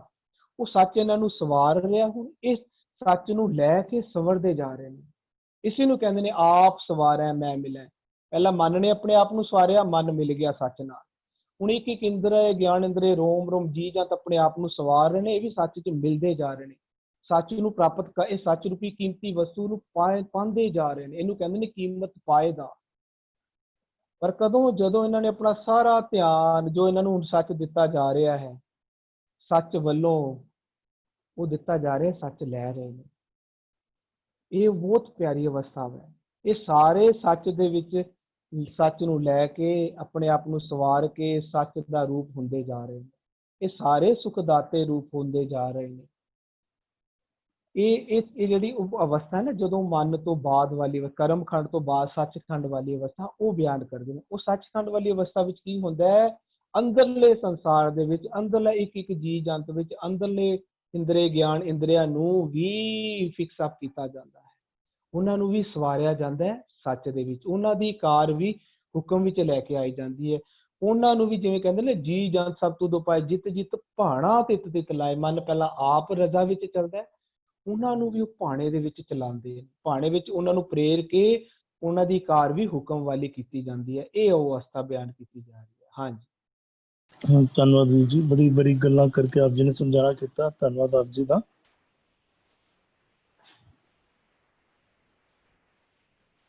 ਕਾਇਆ ਵਿੱਚ ਵਸਤ ਕੀਮਤ ਨਹੀਂ ਪਾਈ, ਗੁਰਮੁਖ ਆਪੇ ਦੇ ਵਡਿਆਈ। ਜਿਸ ਦਾ ਹਟ ਸੋਈ ਵਤ ਜਾਣੈ, ਗੁਰਮੁਖ ਦੇ ਨਾ ਪਛਤਾਇਂਦਾ। ਕਾਇਆ ਵਿੱਚ ਵਸਤ, ਕਾਇਆ ਦੇ ਵਿੱਚ ਹੀ ਅਮੋਲਕ ਵਸਤੂ ਮੌਜੂਦ ਹੈ, ਨਾਮ ਵਸਤੂ ਅੰਦਰ ਹੀ ਮੌਜੂਦ ਹੈ। ਕੀਮਤ ਨਹੀਂ ਪਾਈ, ਪਰ ਉਹਦੀ ਕਦਰ ਨਹੀਂ ਕੀਤੀ, ਉਹਦਾ ਮੁੱਲ ਨਹੀਂ ਸਮਝ ਪਾਏ ਕਿ ਉਹ ਕਿੰਨੀ ਕੀਮਤੀ ਹੈ। ਜੇ ਮੁੱਲ ਸਮਝ ਲੈਂਦੇ ਤੇ ਸੰਭਾਲਣਾ ਕਰ ਲੈਂਦੇ। ਸੰਭਾਲਣਾ ਨਹੀਂ ਕੀਤੀ, ਉਸਨੂੰ ਸਮਝਿਆ ਨਹੀਂ, ਬੁਝਿਆ ਨਹੀਂ, ਨਾਮ ਦੇ ਨਾਲ ਸਾਂਝ ਨਹੀਂ ਬਣ ਪਾਈ। ਉੱਪਰੋਂ ਤੇ ਪਾਠ ਕਰਦੇ ਰਹੇ, ਪਰ ਨਾਮ ਅੰਦਰ ਵਸਿਆ ਨਹੀਂ। ਕਾਇਆ ਵਿੱਚ ਵਸਤ ਕੀਮਤ ਨਹੀਂ ਪਾਈ, ਗੁਰਮੁਖ ਆਪੇ ਦੇ ਵਡਿਆਈ। ਪਰਮਾਤਮਾ ਦਾ ਹੈ ਹੁਕਮ ਕਹਿ ਲਈਏ, ਨਿਯਮ ਕਹਿ ਲਈਏ, ਗੁਰੂ ਦੇ ਰਾਹੀਂ ਆਪੇ ਦੇ ਵਡਿਆਈ। ਵਡਿਆਈ ਬਖਸ਼ਿਸ਼ ਕਹਿ ਲਈਏ, ਦਾਤ ਕਹਿ ਲਈਏ। ਵਡਿਆਈ ਨੂੰ ਕਈ ਥਾਵਾਂ ਤੇ ਨਾ ਇਹ ਪਰਮਾਤਮਾ ਦੀ ਵਡਿਆਈ ਹੈ, ਬਜ਼ੁਰਗੀ ਹੈ ਕਿ ਪਰਮਾਤਮਾ ਇਸ ਤਰੀਕੇ ਦੇ ਨਾਲ ਬਖਸ਼ਿਸ਼ ਕਰਦਾ ਹੈ। ਕਈ ਵਾਰੀ ਕਹਿੰਦੇ ਆ ਨਾ ਕਿ ਤੂੰ ਮੇਰੀ ਸਹਾਇਤਾ ਆਊਟ ਆਫ ਦਾ ਵੇ ਜਾ ਕੇ ਵੀ ਕੀਤੀ, ਤੇ ਇਹ ਪਰਮਾਤਮਾ ਦਾ ਬਖਸ਼ਿਸ਼ ਕਰਨ ਦਾ ਤਰੀਕਾ ਹੈ। ਗੁਰਮੁਖ ਆਪੇ ਦੇ ਵਡਿਆਈ, ਗੁਰੂ ਦੇ ਰਾਹੀਂ ਆਪ ਹੀ ਉਹ ਪਰਮਾਤਮਾ ਬਖਸ਼ਿਸ਼ ਕਰਦਾ ਹੈ। ਇਹ ਸਮਝ ਲਈ ਉਸਨੇ ਹੁਕਮ ਕੀਤਾ ਹੋਇਆ ਹੈ, ਇਹ ਸਿਸਟਮ ਬਣਾਇਆ ਹੋਇਆ ਹੈ, ਜਿਸ ਦਾ ਹੱਟ ਸੋਈ ਵਤ ਜਾਣੇ। ਜਿੱਦਾਂ ਹੱਟ ਜਿਸ ਦਾ ਟਿਕਾਣਾ ਹੈ, ਇਹ ਪਰਮਾਤਮਾ ਦਾ ਪਹਿਲਾਂ ਵੀ ਅਸੀਂ ਪਾਠ ਕਰਕੇ ਆਏ ਹਾਂ, ਸੱਚਾ ਮਹਿਲ ਸੱਚੇ ਭੰਡਾਰਾ, ਜਿਸ ਦਾ ਹੱਟ ਇਹ ਟਿਕਾਣਾ ਪਰਮਾਤਮਾ ਦਾ ਹੈ। ਸੋਈ ਵਤ ਜਾਣੇ, ਉਹੀ ਉਹ ਨਾਮ ਵਸਤੂ ਨੂੰ ਜਾਣਦਾ ਹੈ। ਉਹ ਪਰਮਾਤਮਾ ਵਸਤੂ ਨਾਮ ਰੂਪ ਵਸਤੂ ਨੂੰ ਜਾਣਦਾ ਹੈ, ਤੇ ਉਹੀ ਉਹ ਗੁਰੂ ਦੇ ਰਾਹੀਂ ਸਾਂਝ ਪਵਾਉਂਦਾ ਹੈ। ਗੁਰਮੁਖ ਦੇ ਨਾ ਪਛਤਾਇੰਦਾ, ਉਹ ਫਿਰ ਜਿਹੜੀ ਬਖਸ਼ਿਸ਼ ਕਰਦਾ ਹੈ ਉਹਨੂੰ ਫਿਰ ਰਿਗਰੈਟ ਨਹੀਂ ਕਰਦਾ। ਗੁਰੂ ਦੇ ਰਾਹੀਂ ਦਾਤਾਂ ਦੇ ਕੇ, ਇਨਾਮ ਦੀ ਦਾਤ ਦੇ ਕੇ ਫਿਰ ਪਰਮਾਤਮਾ ਪਛਤਾਉਂਦਾ ਨਹੀਂ ਹੈ। ਜੀ ਹਰਵਿੰਦਰ ਵੀਰ ਜੀ। ਕਾਇਆ ਵਿੱਚ ਵਸਤ ਕੀਮਤ ਨਹੀਂ ਪਾਈ। ਅਸੀਂ ਐਸੀ ਜਿਹੜਾ 16 ਸਾਹਿਬ ਦਾ ਜਿਹੜਾ ਪਾਠ ਚੱਲਦਾ ਪਿਆ, ਇਹਦੇ ਅੰਦਰ ਵਿੱਚ ਉਹ ਕਾਇਆ ਵਿੱਚ ਤੋਟਾ, ਕਾਇਆ ਵਿੱਚ ਲਾਹਾ। ਉਹ ਜੋ ਕਰਨਾ ਨਾ ਤੂੰ ਆਪਣੇ ਕਰਮਾਂ ਦੇ ਹਿਸਾਬ ਦੇ ਉੱਤੇ ਤੂੰ ਨਫਾ ਕਮਾਏਗਾ ਜਾਂ ਨੁਕਸਾਨ ਕਮਾਏਗਾ। ਪ੍ਰਾਣੀ ਤੂੰ ਆਇਆ ਲਾਹਾ ਲੈਣ, ਆਇਆ ਤੇ ਤੂੰ ਲਾਹਾ ਖੱਟਣ ਸੀ। ਪ੍ਰਾਣੀ ਤੂੰ ਆਇਆ ਲਾਹਾ ਲੈਣ, ਲੱਗਾ ਕਿ ਤੂੰ ਫਕੜੇ। ਸਭ ਮੁਕਦੀ ਚੱਲੀ ਰਹਿਣ। ਤੇਰੀ ਜੀਵਨ ਰੂਪੀ ਜਿਹੜੀ ਰਾਤ ਤੈਨੂੰ ਮਿਲੀ ਸੀ ਨਾ ਇੱਥੇ ਵੀ, ਉਹ ਜੈਸੇ ਪੰਖ ਪਰਾਉਨੇ ਉੱਡ ਚਲ ਸੇ ਪ੍ਰਭਾਤ, ਕਿਆ ਤੂੰ ਰੱਤਾ ਗ੍ਰਸਤ ਸਿਓ ਸਭ ਫੁੱਲਾਂ ਕੀ ਬਾਗਾਤ। ਜ਼ਿੰਦਗੀ ਰੂਪੀ ਰੈਣ ਇੱਥੇ ਕੱਟਣ ਨੂੰ ਆਇਆ ਸੀ, ਆਇਆ ਤੇ ਲਾਹਾ ਖੱਟਣ ਨੂੰ ਸੀ। ਲੇਕਿਨ ਇਹਦੇ ਅੰਦਰ ਐਸੀ ਕਾਇਆ ਦੇ ਅੰਦਰ ਲਾਭ ਵੀ ਹੈ ਤੇ ਨੁਕਸਾਨ ਵੀ ਹੈ ਇਹਦੇ ਵਿੱਚ। ਇਸ ਕਾਇਆ ਅੰਦਰ ਜਗਜੀਵਨ ਦਾਤਾ ਵਸੈ। ਰੱਬ ਹੀ ਹੈ ਤੇ ਤੈਨੂੰ ਮਿਲਣਾ, ਤੈਨੂੰ ਰੱਬ ਨੂੰ ਵੀ ਢੂੰਡਣਾ ਇਹਦੇ ਅੰਦਰ ਹੀ ਹੈ ਤੂਨੇ। ਲੇਕਿਨ ਕਹਿੰਦੇ ਇਸ ਦੇਹੀ ਅੰਦਰ ਪੰਜ ਚੋਰ ਵਸੈ, ਕਾਮ ਕ੍ਰੋਧ ਲੋਭ, ਇਹਦੇ ਹੱਟੀਆਂ ਨੇ। ਤੂੰ ਅੰਦਰ ਮੁਨਾਫੇ ਦਾ ਸੌਦਾ ਕਰਨਾ ਚਾਹੁੰਦਾ ਜਾਂ ਨੁਕਸਾਨ ਦਾ ਸੌਦਾ ਕਰਨਾ ਚਾਹੁੰਦਾ ਹੈ ਨਾ। ਕਹਿੰਦਾ ਕਾਇਆ ਵਿੱਚ ਵਸਤ, ਕਹਿੰਦਾ ਇਸ ਕਾਇਆ ਕੁਝ ਸ਼ਾਇਦ 2 ਦਿਨ ਪਹਿਲੇ ਗਏ ਨੇ, ਕਾਇਆ ਕੀ ਕੀਮਤ ਕਿਨੇ ਨਾ ਪਾਈ। ਮੇਰੇ ਠਾकुर ਇਹ ਬਰਤਨ ਹੈ, ਇਹ ਬੜਾ ਇਹ अपॉर्चुनिटी कॉल्ड ह्यूमन लाइफ इतनी बेशकीमती है ना कि बई ਇਹਨੂੰ ਕੋਈ ਇਹਦੀ ਵੈਲਿਊ ਬਹੁਤ ਹੈ। ਹਾਂ ਅਸੀਂ ਉਹਨੂੰ ਕਾਂਚ ਬਾਦਰੇ ਲਾਲ ਕੋਈ ਹੈ ਕਰਨੇ ਪਏ ਆ। ਅਸੀਂ ਉਹਨੂੰ ਕਾਂਚ ਵੀ ਹਾਜਨ ਕੰਚਨ ਛਾਦਨ, ਅਸੀਂ ਕੱਚ ਦਾ ਸੌਦਾ ਕਰਦਿਆਂ ਹੋਇਆ ਜਿਹੜਾ ਨਾ ਉਹ ਕੰਚਨ ਜਿਹੜਾ ਉਹਨੂੰ ਛੱਡੀ ਜਾਂਦੇ ਪਏ ਆ। ਹੈ ਬੜੀ ਕੀਮਤੀ ਜੇ ਤੂੰ ਇਹਨੂੰ ਸਵਾਰ ਸਕੇ, ਜੇ ਤੈਨੂੰ ਇਹ ਜਿਹੜਾ ਮੌਕਾ ਰੱਬ ਨੇ ਦਿੱਤਾ, ਜੇ ਤੂੰ ਇਹਨੂੰ ਸਾਂਭ ਸਕੇ, ਹੈ ਤੇ ਬਹੁਤ ਕੀਮਤੀ। ਵੀ ਕਹਿੰਦੇ ਕਾਇਆ ਵਿੱਚ ਵਸਤ। ਅੱਛਾ ਇਹ ਨਾਮ ਵਸਤ ਕਹਿ ਲਓ, ਜਿਹੜਾ ਅਨੂਪ ਵਸਤ, ਅਨੂਪ ਜਿਹੜੀ ਹੈ ਜਿਹਦੀ ਉਪਮਾ ਨਹੀਂ ਕੀਤੀ ਜਾ ਸਕਦੀ, ਉਹ ਵੀ ਕਿਤੇ ਕਹਿੰਦਾ ਨਾਮ ਵੀ ਕਿਤੇ ਤੇਰੇ ਅੰਦਰ ਹੀ ਹੈ। ਕਾਇਆ ਵਿੱਚ ਵਸਤ, ਉਹ ਵਸਤ ਜਿਹਦੀ ਕੀਮਤ ਬਿਆਨ ਨਹੀਂ ਕੀਤੀ ਜਾ ਸਕਦੀ, ਜਿਹਨੂੰ ਢੂੰਡਣ ਦੇ ਨਾਲ, ਜਿਹਨੂੰ ਪਾਣ ਦੇ ਨਾਲ ਤੂੰ ਰੱਬ ਸਰੂਪ ਹੀ ਹੋ ਜਾਵੇਂ। ਹਰ ਜਨ ਐਸਾ ਚਾਹੀਏ ਜੈਸਾ ਹਾਰੀ ਹੋਏ। कबीर साहब कहते हैं अब तो जाए चढ़े सिंहासन बिल है सारंग पानी राम कबीरा एक पए है। ਜਿਹਦੇ ਨਾਲ ਤੂੰ ਮਾਨੋ ਰੱਬ ਦਾ ਸਰੂਪ ਹੋ ਕੇ ਨਿਬੜ ਸਕਦਾ ਸੀ। ਇਹ ਕਾਇਆ ਹੈ ਤੇ ਬੜੀ ਉਹ ਕੰਚਨ ਕਾਇਆ, ਕੋਟਗੜ ਵਿੱਚ ਹਰ ਹਰ ਸਿੱਧਾ, ਜਾਂ ਫਿਰ ਤੂੰ ਕਾਇਆ ਮੈਂ ਰੁਲਦੀ ਦੇਖੀ ਜਿਉਂ ਤਾਰੂ ਪਰ ਛਾਰੋ। ਖੇਡ ਦੇ ਸਾਰਾ ਤੇਰੇ ਕਾਇਆ ਅੰਦਰ ਹੀ ਵਰਤਣਾ। ਹੁਣ ਇਹ ਕਹਿੰਦੇ ਨੇ ਵੀ ਕਾਇਆ ਵਿੱਚ ਵਸਤ, ਲੇਕਿਨ ਅਸੀਂ ਉਹਦੀ ਕੀਮਤ नहीं पा रहे। ਉਹਦੀ ਵੈਲਿਊ ਕਿਤਨੀ ਹੈ ਨਾ, ਜੋ ਇਹ ਅੰਦਰ ਜੋ ਤੇਰੇ ਅੰਦਰ ਜੋ ਨਾਮ ਦਾ ਪਦਾਰਥ ਹੈ ਉਹ ਕਿਤਨਾ ਇੰਪੋਰਟੈਂਟ ਹੈ। ਉਹ ਕਹਿੰਦੇ ਵੀ ਹਾਂ ਜੇ ਖੋਜੇਗਾ ਨਾ, ਕਹਿੰਦੇ ਖੋਜਤ ਲਾਲ ਇੱਕ ਪਾਇਆ ਹਰ ਕੀਮਤ ਕਹੀ ਨਾ ਜਾਈ ਸੰਤੋ। ਜੇ ਤੂੰ ਗੁਰੂ ਦੀ ਬਾਹ ਫੜ ਕੇ ਜੇ ਅੰਦਰ ਹੀ ਤੂੰ ਆਪਣੇ ਕਰਮਾਂ ਦੀ ਪੜਚੋਲ ਕਰਨੀ, ਤੂੰ ਆਪਣੇ ਜੀਵਨ ਵੱਲ ਦੇਖਣਾ, ਮੈਂ ਕਿਸ ਪਾਸੇ, ਮੇਰਾ ਜੀਵਨ ਕਿਸ ਪਾਸੇ ਜਾ ਰਿਹਾ ਹੈ, ਕਿ ਦੁਨੀਆ ਦੇ ਪ੍ਰਭਾਵ ਵਿੱਚ ਹੈ ਜਾਂ ਰੱਬੀ ਸਿਧਾਂਤਾਂ ਦੇ ਪ੍ਰਭਾਵ ਵਿੱਚ ਮੇਰਾ ਜੀਵਨ ਚੱਲਦਾ ਪਿਆ ਹੈ। ਤੇਰੇ ਵਾਸਤੇ ਇੰਪੋਰਟੈਂਟ ਕੀ ਹੈ, ਜਿਹੜਾ ਵੀ ਬਾਹਰ ਦੀ ਦੋਸਤੀ ਆ ਰਹੀਆਂ, ਗੁਰਮਤਿ ਦੇ ਸਿਧਾਂਤ, ਬਾਹਰ ਦੇ ਅਹੁਦੇ ਜਾਂ ਗੁਰਮਤਿ ਦੇ ਸਿਧਾਂਤ, ਵੀ ਉਹ ਕਹਿੰਦੇ ਇਹ ਹੈ ਤੇਰੇ ਅੰਦਰ ਹੀ, ਇਹਦੀ ਕੀਮਤ ਕਹੀ ਨਹੀਂ ਜਾ ਸਕਦੀ। ਕਾਇਆ ਵਿੱਚ ਵਸਤ, ਇਹਦੇ ਅੰਦਰ ਜਿਹੜੀ ਮੇਨ ਜਿਹੜੀ ਜਿਹਦੇ ਵਾਸਤੇ ਤੂੰ ਆਇਆ ਸੀ ਨਾ, ਪ੍ਰਾਣੀ ਤੂੰ ਆਇਆ ਲਾਹਾ ਲੈਣ, ਉਹ ਤੇਰੇ ਅੰਦਰ ਹੀ ਤੈਨੂੰ ਢੂੰਡਣਾ ਪਏਗਾ, ਅੰਦਰ ਹੀ ਮਿਲੇ। ਔਰ ਉਹ ਚੀਜ਼ ਹੈ ਬੜੀ ਬੇਸ਼ਕੀਮਤੀ। ਕਹਿੰਦੇ ਗੁਰਮੁਖ ਆਪੇ ਦੇ ਵਡਿਆਈ। ਗੁਰਮੁਖ ਅਸੀਂ ਉਹਨੂੰ ਕਹਿ ਰਹੇ ਹਾਂ ਜੋ ਗੁਰੂ ਦਾ ਅਨੁਸਾਰੀ ਹੋ ਜਾਵੇ। ਕਹਿੰਦੇ ਗੁਰਮੁਖਾਂ ਨੇ ਨਾ ਇਹ ਵਸਤ ਲੱਭ ਲਈ।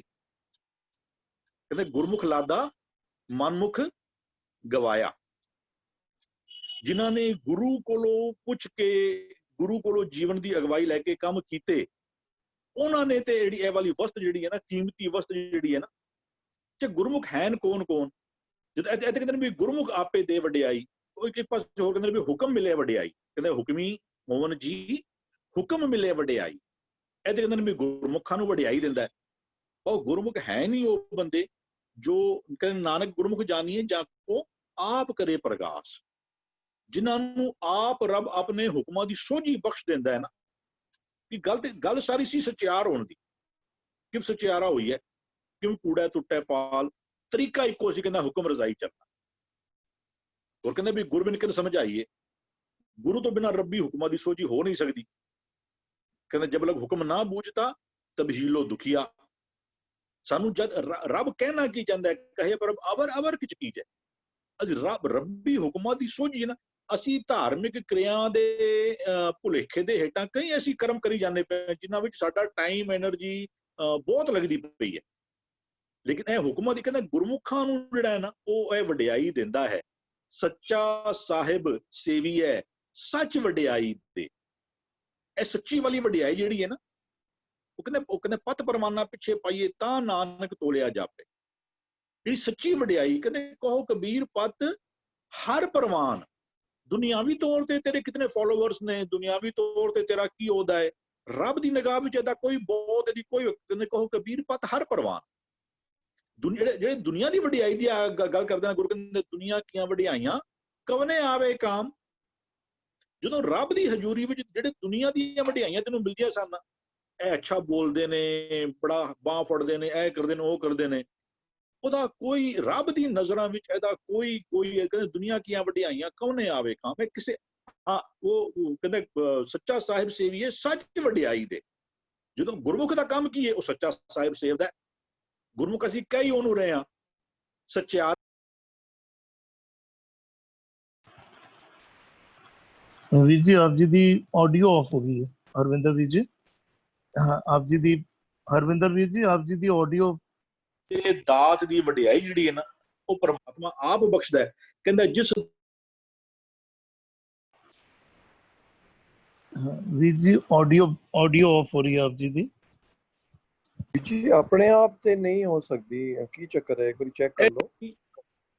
ਹੈਲੋ ਜੀ ਹਰਵਿੰਦਰ ਵੀਰ, ਸੌਰੀ ਇਹ ਵਿਸ਼ਕਾਰ ਫੋਨ ਆ ਗਿਆ ਸੀ। ਇਹ ਹੱਟੀ ਜਿਹੜੀ ਹੈ ਨਾ, ਇਹ ਉਹ ਪਰਮਾਤਮਾ ਨੇ ਇਹਦੇ ਅੰਦਰ ਟੋਟਾ ਵੀ ਅੰਦਰ ਲਾਹਾ ਵਾਲੇ ਦੋਨੋਂ ਇਹਦੇ ਅੰਦਰ ਹੀ। ਜੇ ਤੂੰ ਕਾਮ ਕ੍ਰੋਧ ਲੋਭ ਮੋਹ ਇਸ ਦੇਹੀ ਅੰਦਰ ਪੰਜ ਚੋਰ ਵਸੇ, ਜੇ ਉਹਨਾਂ ਨਾਲ ਸੰਬੰਧ ਬਣਾਏਗਾ, ਔਰ ਇਹ ਇਸ ਦੇਹੀ ਕਾਇਆ ਅੰਦਰ ਜੀਵਨ ਦਾਤਾ ਵਸੇ, ਉਹ ਹੱਟੀ ਦੀ ਸਾਰੀ ਜਾਣਕਾਰੀ ਜਿਹੜੀ ਹੈ ਨਾ, ਉਹ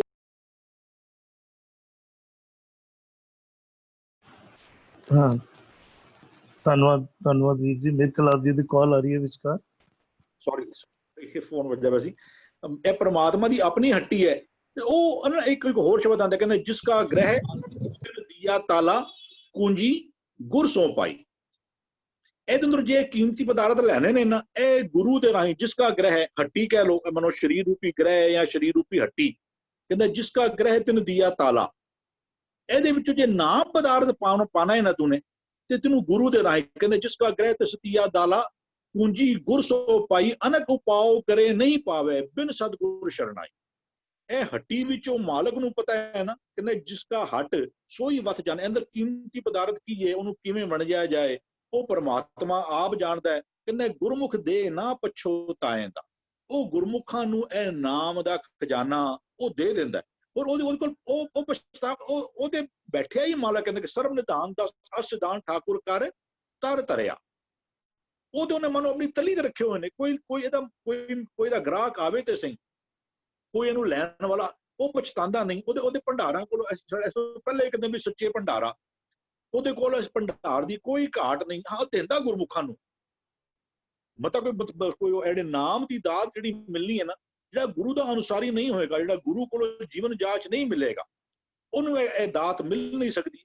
ਔਰ ਗੁਰਮੁਖਾਂ ਨੂੰ ਦਿੰਦੇ ਆ ਰੱਬ ਨੂੰ, ਮੈਂ ਕਹਿੰਦਾ ਇੱਕ ਹਿਸਾਬ ਨਾਲ ਕਹਿ ਲਓ ਬੜਾ ਖੁਸ਼ੀ ਕੋਈ ਚੀਜ਼ ਦਿੰਦਾ ਹੋਵੇ ਨਾ, ਕਿ ਗੁਰਮੁਖਾਂ ਨੂੰ ਤੇ ਆਪ ਇਹ ਦਾਤ ਦਿੰਦਾ, ਉਧਰ ਉਹ ਪਛਤਾਉਂਦਾ ਨਹੀਂ। ਹਾਂਜੀ ਵੀਰ ਜੀ। ਧੰਨਵਾਦ ਵੀਰ ਜੀ, ਬੜੇ ਸੋਹਣੇ ਤਰੀਕੇ ਨਾਲ ਆਪ ਜੀ ਨੇ ਸਮਝਾਣਾ ਕੀਤਾ।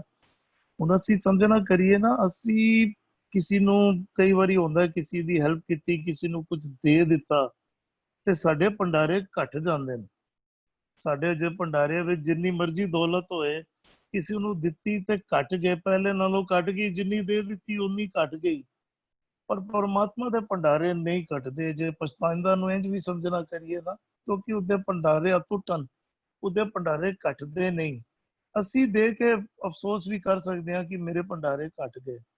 ਹਾਂ, ਇੱਕ ਗੱਲ ਆਪ ਜੀ ਬਾਰ-ਬਾਰ ਸਾਂਝ ਪਾ ਰਹੇ ਹੋ, ਦੋ ਪਤਿਆਂ ਵਿੱਚ ਵੀ ਉਹੀ ਗੱਲ ਆ ਰਹੀ ਹੈ ਕਿ ਅੰਦਰ ਪ੍ਰਮਾਤਮਾ ਅੰਦਰ ਮੌਜੂਦ ਹੈ। ਹੁਣ ਬਾਹਰ ਅਸੀਂ ਪ੍ਰਮਾਤਮਾ ਨੂੰ ਲੱਭਣ ਜਾਂਦੇ ਹਾਂ, ਬਾਹਰ ਅਸੀਂ ਤੀਰਥ ਸਥਾਨ ਬਣਾ ਲਏ, ਤੀਰਥ ਸਥਾਨਾਂ ਤੇ ਜਾਂਦੇ ਹਾਂ, ਸਰੀਰ ਕਰਕੇ ਅਸੀਂ ਜਾ ਸਕਦੇ ਹਾਂ, ਬਾਹਰ ਢੂੰਡਣ ਲਈ ਅਸੀਂ ਜਾਂਦੇ ਹਾਂ, ਅਸੀਂ ਤੀਰਥ ਸਥਾਨ ਬਣਾ ਲਏ, ਪਰ ਅੰਦਰ ਕਿਸ ਤਰ੍ਹਾਂ ਜਾਣਾ? ਸਵਾਲ ਤੇ ਇਹ ਉੱਠਦਾ, ਪ੍ਰਮਾਤਮਾ ਅੰਦਰ ਮੌਜੂਦ ਹੈ, ਅੰਦਰ ਜਾਈਏ ਕਿਸ ਤਰ੍ਹਾਂ? ਗੁਰੂ ਬਾਰ-ਬਾਰ ਗੁਰੂ ਸਾਹਿਬ ਸਮਝਾ ਰਹੇ ਹਨ, ਗੁਰਮੁਖ ਗੁਰੂ ਦੇ ਰਾਹੀਂ, ਗੁਰੂ ਦੇ ਸ਼ਬਦ ਨੂੰ ਕਮਾਇਆ, ਗੁਰੂ ਦੇ ਸ਼ਬਦ ਨੂੰ ਸਮਝਿਆ, ਬੁੱਝਿਆ, ਮੰਨਿਆ, ਉਸ ਯਾਤਰਾ ਆਪੇ ਹੀ ਆਰੰਭ ਹੋ ਜਾਂਦੀ ਹੈ। ਉਹ ਅਸੀਂ ਹੱਠ ਧਰਮ ਨਾਲ ਅੰਦਰ ਨਹੀਂ ਜਾ ਸਕਦੇ। ਅਸੀਂ ਕਹੀਏ ਕਿ ਹੱਠ ਕਰਕੇ ਅਸੀਂ ਆਪਣੇ ਅੰਦਰ ਵੜ ਜਾਈਏ ਤੇ ਹੱਠ ਕਰਕੇ ਅੰਦਰ ਨਹੀਂ ਵੜ ਸਕਦੇ। ਗੁਰੂ ਦਾ ਸ਼ਬਦ ਸਾਡੀ ਸੁਰਤ ਕੱਢਦਾ ਹੈ, ਸਾਡੀ ਸੁਰਤ ਜਿਹੜੀ ਵਿਕਾਰਾਂ ਵਿੱਚ ਟਿੱਕੀ ਰਹਿੰਦੀ ਹੈ ਉਹਨੂੰ ਸੱਚ ਵਿੱਚ ਟਿਕਾਉਂਦਾ ਹੈ। ਜਦੋਂ ਸੱਚ ਵਿੱਚ ਸੁਰਤ ਟਿਕਦੀ ਹੈ ਤੇ ਅੰਦਰ ਦੀ ਯਾਤਰਾ ਇੰਝ ਸਮਝੀਏ ਆਰੰਭ ਹੋ ਜਾਂਦੀ ਹੈ। ਅਸੀਂ ਗੁਰੂ ਦੇ ਸ਼ਬਦ ਨਾਲ ਜੁੜਨਾ ਕਰੀਏ, ਅੰਦਰ ਦੀ ਯਾਤਰਾ ਆਪੇ ਆਪ ਆਰੰਭ ਹੋਣੀ ਸ਼ੁਰੂ ਹੋ ਜਾਏਗੀ। ਧੰਨਵਾਦ ਵੀਰ ਜੀ। ਜੀ ਇਕਬਾਲ ਵੀਰ ਜੀ। ਜੀ, ਕਾਇਆ ਵਿੱਚ ਵਸਤ ਕੀਮਤ ਨਹੀਂ ਪਾਈ। ਕਾਇਆ ਸਰੀਰ, ਇਹਦੇ ਵਿੱਚ ਵਸਤ ਹੈ, ਨਾਮ ਦੀ ਵੱਤ ਹੈ। ਜਿਹੜਾ ਜੀਵ ਹੈ ਉਹ ਇਸ ਨੂੰ ਸਮਝਦਾ ਨਹੀਂ, ਕੀਮਤ ਨਹੀਂ ਪਾਈ। ਭਾਵ ਪ੍ਰਮਾਤਮਾ ਨੇ ਭਈ ਪ੍ਰਾਪਤ ਮਾਨੁਖ ਦਿਓਰੀਆ ਗੋਬਿੰਦ ਮਿਲਣ ਕੀ ਤੇਰੀ ਵਰੀਆ, ਜਿਹੜੀ ਹੈਗੀ ਅਵਸਥਾ ਹੈ, ਭਾਵ ਉਹ ਸਮਝੀ ਨਹੀਂ ਹੈ, ਕੀਮਤ ਨਹੀਂ ਪਾਈ। ਜਿਹੜਾ ਇਹ ਕਾਇਆ, ਇਹਦੇ ਵਿੱਚ ਜਿਹੜਾ ਮਨ ਹੈ, ਉਹ ਜਿਹੜੀ ਨਾਮ ਦੀ ਵਸਤੂ ਆ, ਜਦੋਂ ਗੁਰੂ ਦੀ ਸ਼ਰਨ ਪਵੇਗਾ ਤਾਂ ਹੀ ਸਮਝੇਗਾ, ਨਹੀਂ ਤਾਂ ਵਿਕਾਰਾਂ ਵਿੱਚ ਗਰਸਿਆ ਹੋਇਆ ਜਿਹੜਾ ਇਹ ਮਨ ਹੈ, ਇਹ ਉਸ ਵਸਤੂ ਦੀ, ਨਾਮ ਦੀ ਵਸਤੂ ਦੀ ਕੀਮਤ ਨਹੀਂ ਜਾਣਦਾ। ਗੁਰਮੁਖ ਆਪੇ ਦੇ ਵਡਿਆਈ। ਫਿਰ ਜਿਹੜਾ ਗੁਰੂ ਦੀ ਸ਼ਰਨ ਪੈ ਜਾਂਦਾ, ਜਿਹੜਾ ਜੀਵ ਗੁਰੂ ਨਾਲ ਜੁੜ ਜਾਂਦਾ, ਇਕਮਿਕ ਹੋ ਜਾਂਦਾ ਹੈ, ਉਸ ਨਾਮ, ਉਸ ਨੂੰ ਫਿਰ ਆਪੇ ਦੇ ਵਡਿਆਈ। ਇਹ ਜਿਹੜੀ ਵਡਿਆਈ ਹੈ, ਧਨਤਾ ਹੈ, ਜਿਹੜਾ ਗੁਰੂ ਦੀ ਸ਼ਰਨ ਪੈ ਕੇ ਗੁਣਾਂ ਨੂੰ ਪ੍ਰਾਪਤ ਕਰਕੇ ਮਨ ਬਚ ਕਰਮਾਂ ਵਿੱਚ ਅਮਲ ਲੈ ਆਉਂਦਾ ਹੈ, ਫਿਰ ਉਹਨੂੰ ਇਸ ਸੰਸਾਰ ਵਿੱਚ ਆਪੇ ਦੇ ਵਡਿਆਈ, ਧਨਤਾ ਮਿਲਦੀ ਹੈ। ਧਨਤਾ ਮਿਲਦੀ ਹੈ ਗੁਰਮੁਖ, ਜਿਹੜਾ ਗੁਰੂ ਦੀ ਸ਼ਰਨ ਪੈ ਗਿਆ। ਗੁਰੂ ਦੀ ਸ਼ਰਨ ਪੈਣ ਦੇ ਨਾਲ ਹੀ ਜੀਵ ਜਿਹੜਾ ਹੈਗਾ ਉਹ ਗੁਰੂ ਦੇ ਦਰ ਤੇ ਪ੍ਰਵਾਨ ਹੁੰਦਾ ਹੈ ਤੇ ਪ੍ਰਮਾਤਮਾ ਦੇ ਦਰ ਦੀ ਵਡਿਆਈ ਪ੍ਰਾਪਤ ਕਰਦਾ ਹੈ। ਜਿਸ ਦਾ ਹੱਠ ਸੋਈ ਵੱਥ ਜਾਣਾ। ਹੁਣ ਵਸਤੂ ਬਾਬਤ ਜਿਸ ਦੀ ਹੱਟੀ ਹੈ, ਹੱਟੀ ਦੇ ਵਿੱਚ ਹੀ ਜੋ ਵਸਤ ਰੱਖੀ ਹੈਗੀ, ਹੁਣ ਹੱਟੀ ਹੈ, ਇਹ ਸਾਡਾ ਮਨ ਹੈ। ਮਨ ਦੇ ਅੰਦਰ ਜਿਹੜਾ ਨਾਮ ਦੀ ਵਸਤ ਹੈ, ਜਦੋਂ ਜੀਵ ਗੁਰੂ ਦੀ ਸ਼ਰਨ ਪੈ ਜਾਂਦਾ ਫਿਰ ਉਹੀ ਜਾਣਦਾ ਹੈ ਕਿ ਨਾਮ ਦੀ ਉਪਮਾ ਕੀ ਹੈ, ਨਾਮ ਦੀ ਵਡਿਆਈ ਕੀ ਹੈ। ਨਾਮੋ ਨਾਮ ਮਿਲੀ ਵਡਿਆਈ, ਨਾਮ ਦੇ ਰਾਹੀਂ ਹੀ ਵਡਿਆਈ, ਨਾਮ ਤੋਂ ਹੀ ਵਡਿਆਈ ਮਿਲਦੀ ਹੈ। ਜਿਸ ਦਾ ਹੱਟ ਸੋਈ ਵੱਥ ਜਾਣੇ, ਉਹੀ ਜਾਣਦਾ ਹੈ। ਗੁਰਮੁਖ ਦੇ ਨਾ ਪੁੱਛੋ ਤਾਏ ਦਾ। ਇਹਨੇ ਜਿਹੜੀ ਪ੍ਰਮਾਤਮਾ ਦੀ ਨਾਮ ਦੀ ਦਾਤ ਹੈ, ਵਸਤ ਹੈ, ਇਹ ਗੁਰਮੁਖ ਗੁਰੂ ਦੀ ਸ਼ਰਨ ਪੈਰ ਜਿਹੜਾ ਜੀਵ ਗੁਰੂ ਦੀ ਸ਼ਰਨ ਪੈਂਦਾ ਹੈ ਉਹ ਹੀ ਇਸ ਜਿਹੜੀ ਹੈਗੀ ਆ ਵਸਤ ਹੈ ਉਹ ਪ੍ਰਾਪਤ ਕਰ ਸਕਦਾ ਹੈ। ਦੇ ਨਾ ਪਛੋਤਾਇਂਦਾ। ਤੇ ਗੁਰਮੁਖ ਨੂੰ ਹੀ ਗੁਰੂ ਦੀ ਸ਼ਰਨ ਪੈ ਜੀਵ ਨੂੰ ਹੀ ਪ੍ਰਮਾਤਮਾ ਜਿਹੜਾ ਹੈਗਾ ਇਹ ਨਾਮ ਦੀ ਵੱਤ ਹੈ, ਵਸਤੂ ਹੈ, ਇਹ ਦਿੰਦਾ ਹੈ। ਤੇ ਜੇ ਦਿੰਦਾ ਹੈ ਤੇ ਫਿਰ ਉਹਨੂੰ ਜਿਹੜਾ ਗੁਰੂ ਦੀ ਸ਼ਰਨ ਪੈ ਜਾਂਦਾ ਹੈ ਉਹਨੂੰ ਇਸ ਗੱਲ ਦੀ ਸੋਝੀ ਪੈ ਜਾਂਦੀ ਹੈ ਵੀ ਨਾਮ ਦੀ ਵਡਿਆਈ ਦੀ ਜਿਹੜੀ ਕੀਮਤ ਹੈ ਇਹ ਕਹੀ ਨਹੀਂ ਜਾਂਦੀ।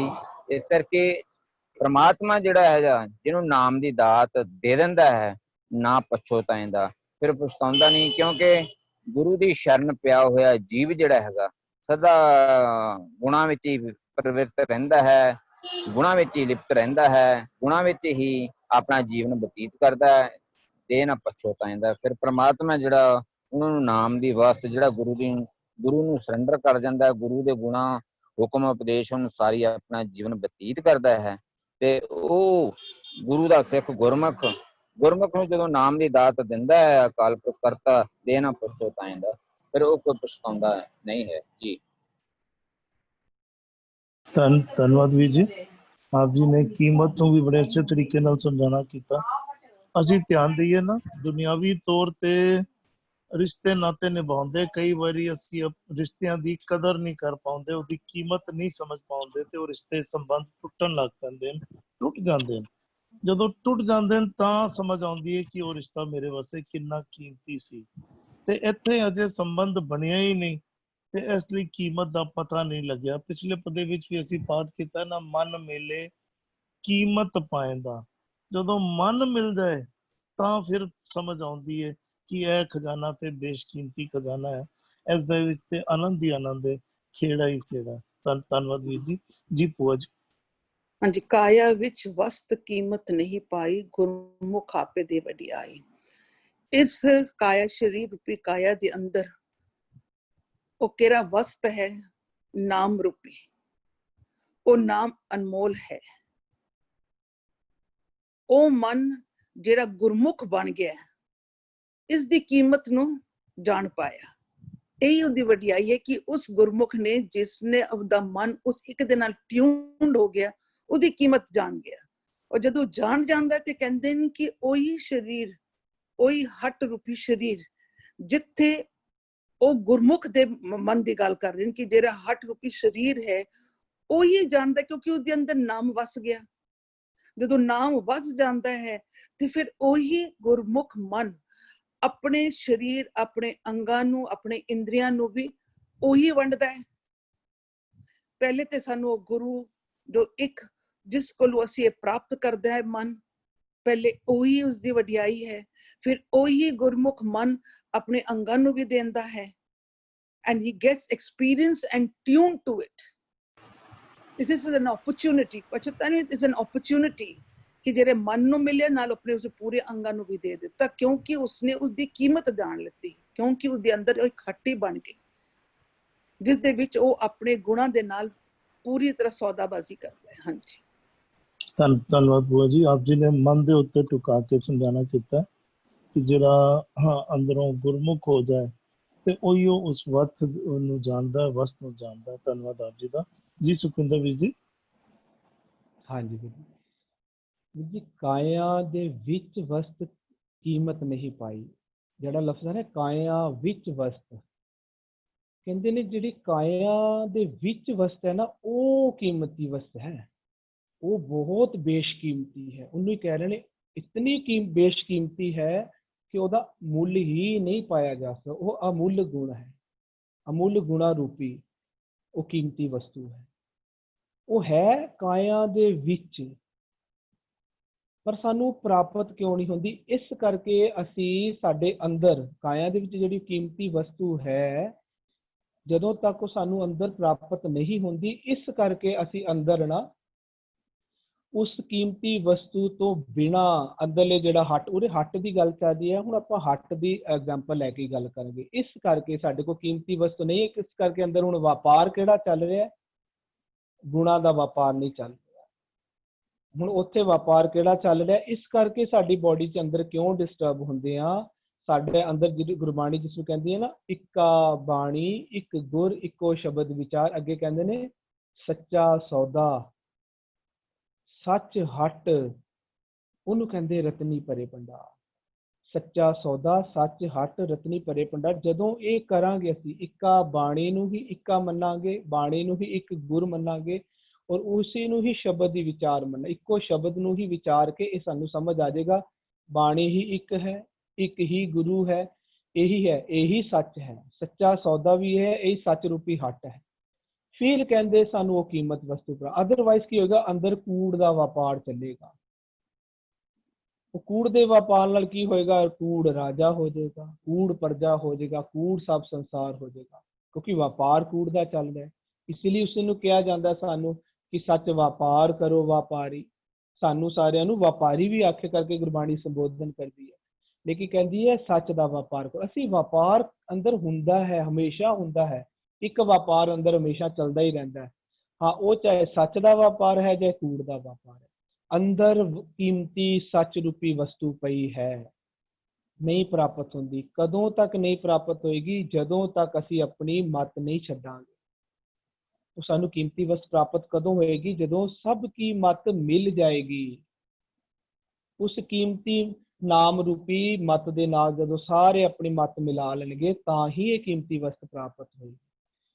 ਉਸ ਤੋਂ ਬਾਅਦ ਕੀ ਹੁੰਦਾ ਹੈ, ਜਦੋਂ ਇਹ ਵਸਤ ਪ੍ਰਾਪਤ ਹੁੰਦੀ ਹੈ ਨਾ, ਜਿਸ ਨੂੰ ਪਹਿਲਾਂ ਨਾਮ ਪ੍ਰਾਪਤ ਹੁੰਦਾ ਹੈ, ਇਹ ਵਡਿਆਈ ਮਹਿਲਾ ਮਨ ਨੂੰ ਮਿਲਦੀ, ਇਹਨੂੰ ਕਹਿੰਦੇ ਨੇ ਵੱਡੀ ਵਡਿਆਈ। ਕਦੋਂ, ਜਾਂ ਵੱਡਾ ਨਾਮ, ਜਦੋਂ ਇਹਨੂੰ ਨਾਮ ਪ੍ਰਾਪਤ ਹੁੰਦਾ ਹੈ, ਜਦੋਂ ਇਹ ਨਾਮ ਦੇ ਵਿੱਚ ਸਮਾ ਜਾਂਦੇ ਆ, ਜਦੋਂ ਅਸੀਂ, ਸਾਡਾ ਮਨ ਨਾਮ ਵਿੱਚ ਸਮਾ ਜਾਂਦਾ ਹੈ, ਨਾਮ ਪ੍ਰਾਪਤ ਕਰ ਲੈਂਦਾ ਹੈ, ਨਾਮ ਨੂੰ, ਨਾਮ ਦੀ ਮੱਤ ਦੇ ਅਨੁਸਾਰ ਕਾਰ ਕਰਨ ਲੱਗ ਜਾਂਦਾ ਹੈ, ਉਸ ਨੂੰ ਕਹਿੰਦੇ ਨੇ ਨਾਮ ਪ੍ਰਾਪਤ ਹੋ ਗਿਆ। ਇਸੇ ਨੂੰ ਕਹਿੰਦੇ ਨੇ ਆਪੀ ਨੇ ਆਪ ਸਾਜਿਓ, ਆਪੀ ਨੇ ਰਚਿਓ ਨਾਉ। ਨਾਮ ਦੇ ਨਾਲ ਆਪਣੇ ਆਪ ਨੂੰ ਸਵਾਰ ਲਿਆ, ਆਪਣੇ ਆਪ ਨੂੰ ਸਾਜ ਲਿਆ। ਇਹ ਨਾਮ ਸਾਜਦਾ ਕਿਸ ਤਰ੍ਹਾਂ ਹੋਇਆ, ਇਹ ਪਹਿਲੀ ਅਵਸਥਾ ਹੈ। ਇਸ ਨੂੰ ਕਹਿੰਦੇ ਨੇ ਜਦੋਂ ਵੱਡੀ ਵਡਿਆਈ ਜਾਂ ਵੱਡਾ ਨਾਉ। ਹੁਣ ਕਹਿੰਦੇ ਨੇ ਦੂਜੀ ਅਵਸਥਾ ਕੀ ਵਾਪਰਦੀ ਹੈ, ਹੁਣ ਕਹਿੰਦੇ ਨੇ ਓਮ ਗੁਰਮੁਖ ਕੀਓ ਆਕਾਰਾ, ਇੱਕ ਹੈ ਸੂਤ ਪਰੋਵਣ ਹਾਰਾ।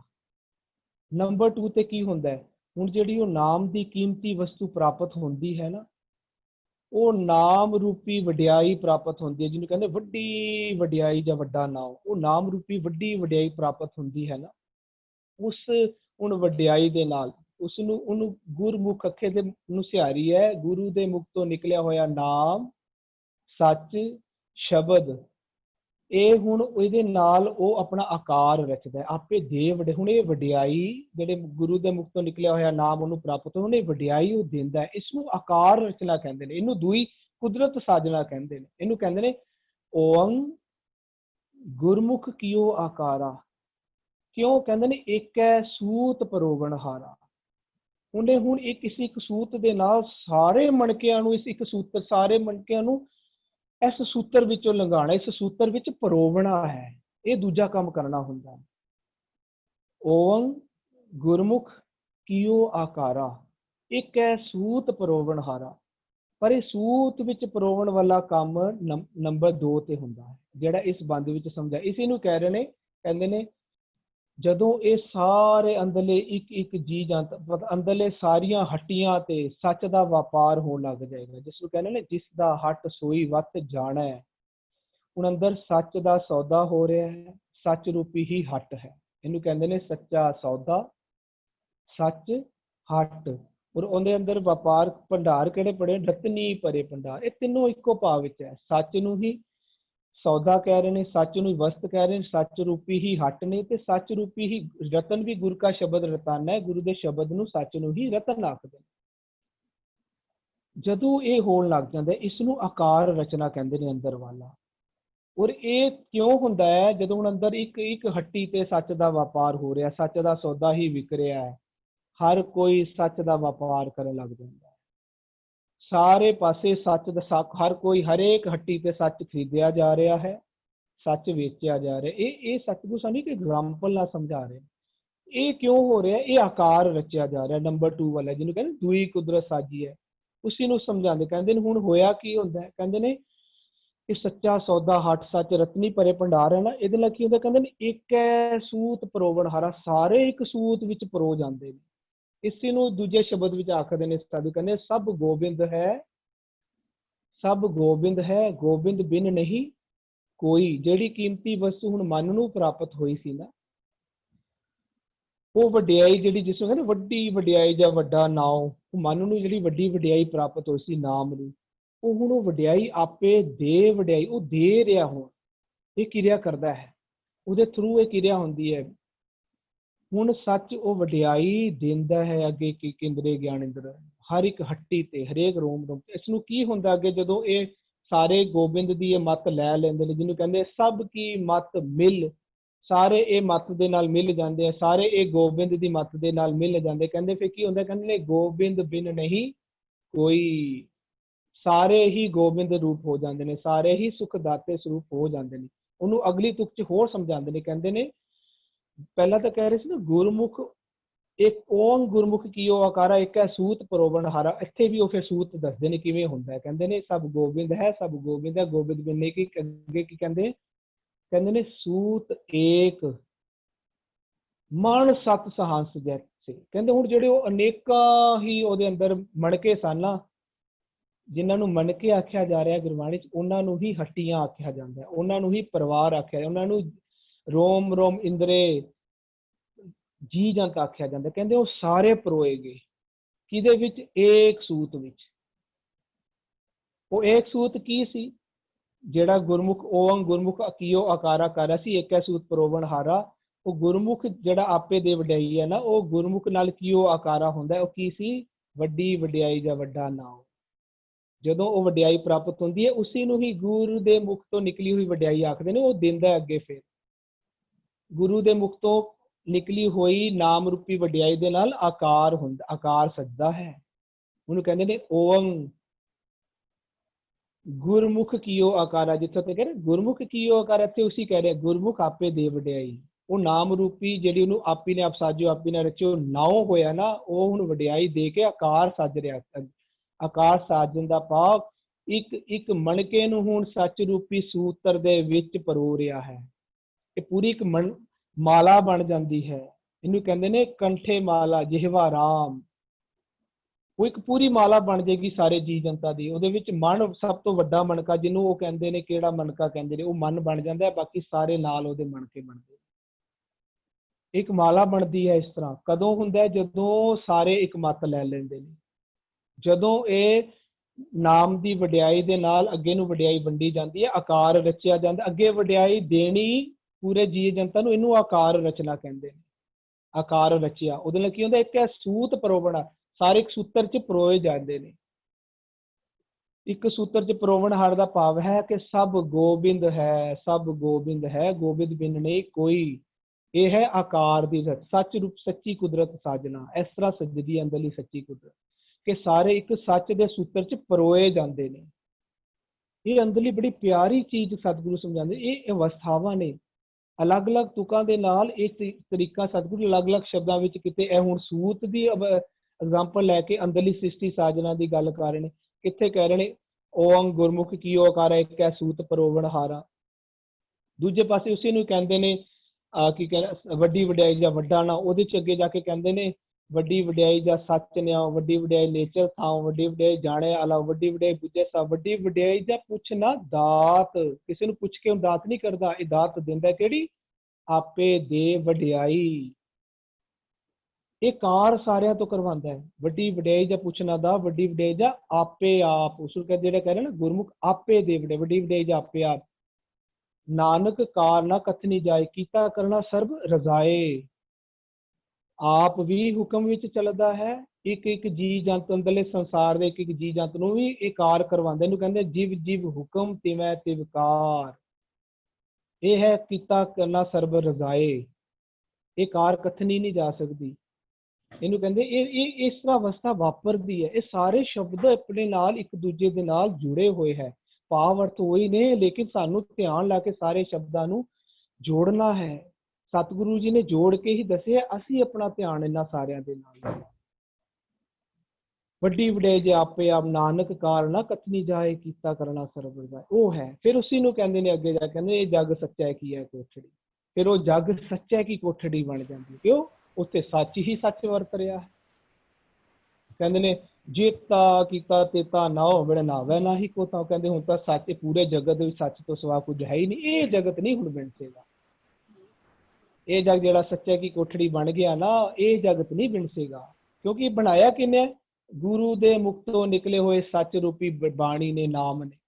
ਇਹ ਸੱਚਾ ਬਣ ਗਿਆ ਜਗਤ। ਇਹ ਜਗਤ ਨਹੀਂ ਬਿਨ, ਇਹ ਹੁਣ ਨਹੀਂ ਬਿਨਸੇਗਾ। ਜਿਹਨੂੰ ਕਹਿੰਦੇ ਨੇ ਨਾ ਇਹ ਜਗ ਧੂਏ ਕਾ ਪਹਾੜ, ਇਹ ਵਾਲਾ ਹੁਣ ਉਹ ਧੂਏ ਕਾ ਪਹਾੜ ਨਹੀਂ, ਪਹਿਲਾਂ ਸੀ। ਜਗ ਰਚਨਾ ਸਭ ਝੂਠਾ। ਹੁਣ ਜਿਹੜੀ ਜਗ ਰਚਨਾ ਬਣੀ ਹੈ ਨਾ, ਇਹ ਜਿਸ ਨੂੰ ਕਹਿ ਰਹੇ ਨੇ ਇਹ ਜਗ ਸੱਚਾ ਕੀ ਹੈ ਕੋਟੀ, ਸੱਚੇ ਦਾ ਵਿਸ਼ਵਾਸ, ਇਹ ਜਗ ਰਚਨਾ ਨਹੀਂ ਬਿਨਸੇਗੀ ਹੁਣ। ਉਹ ਅਵਸਥਾ ਸਤਿਗੁਰੂ ਇੱਥੇ ਬਿਆਨ ਕਰ ਰਹੇ ਹਨ।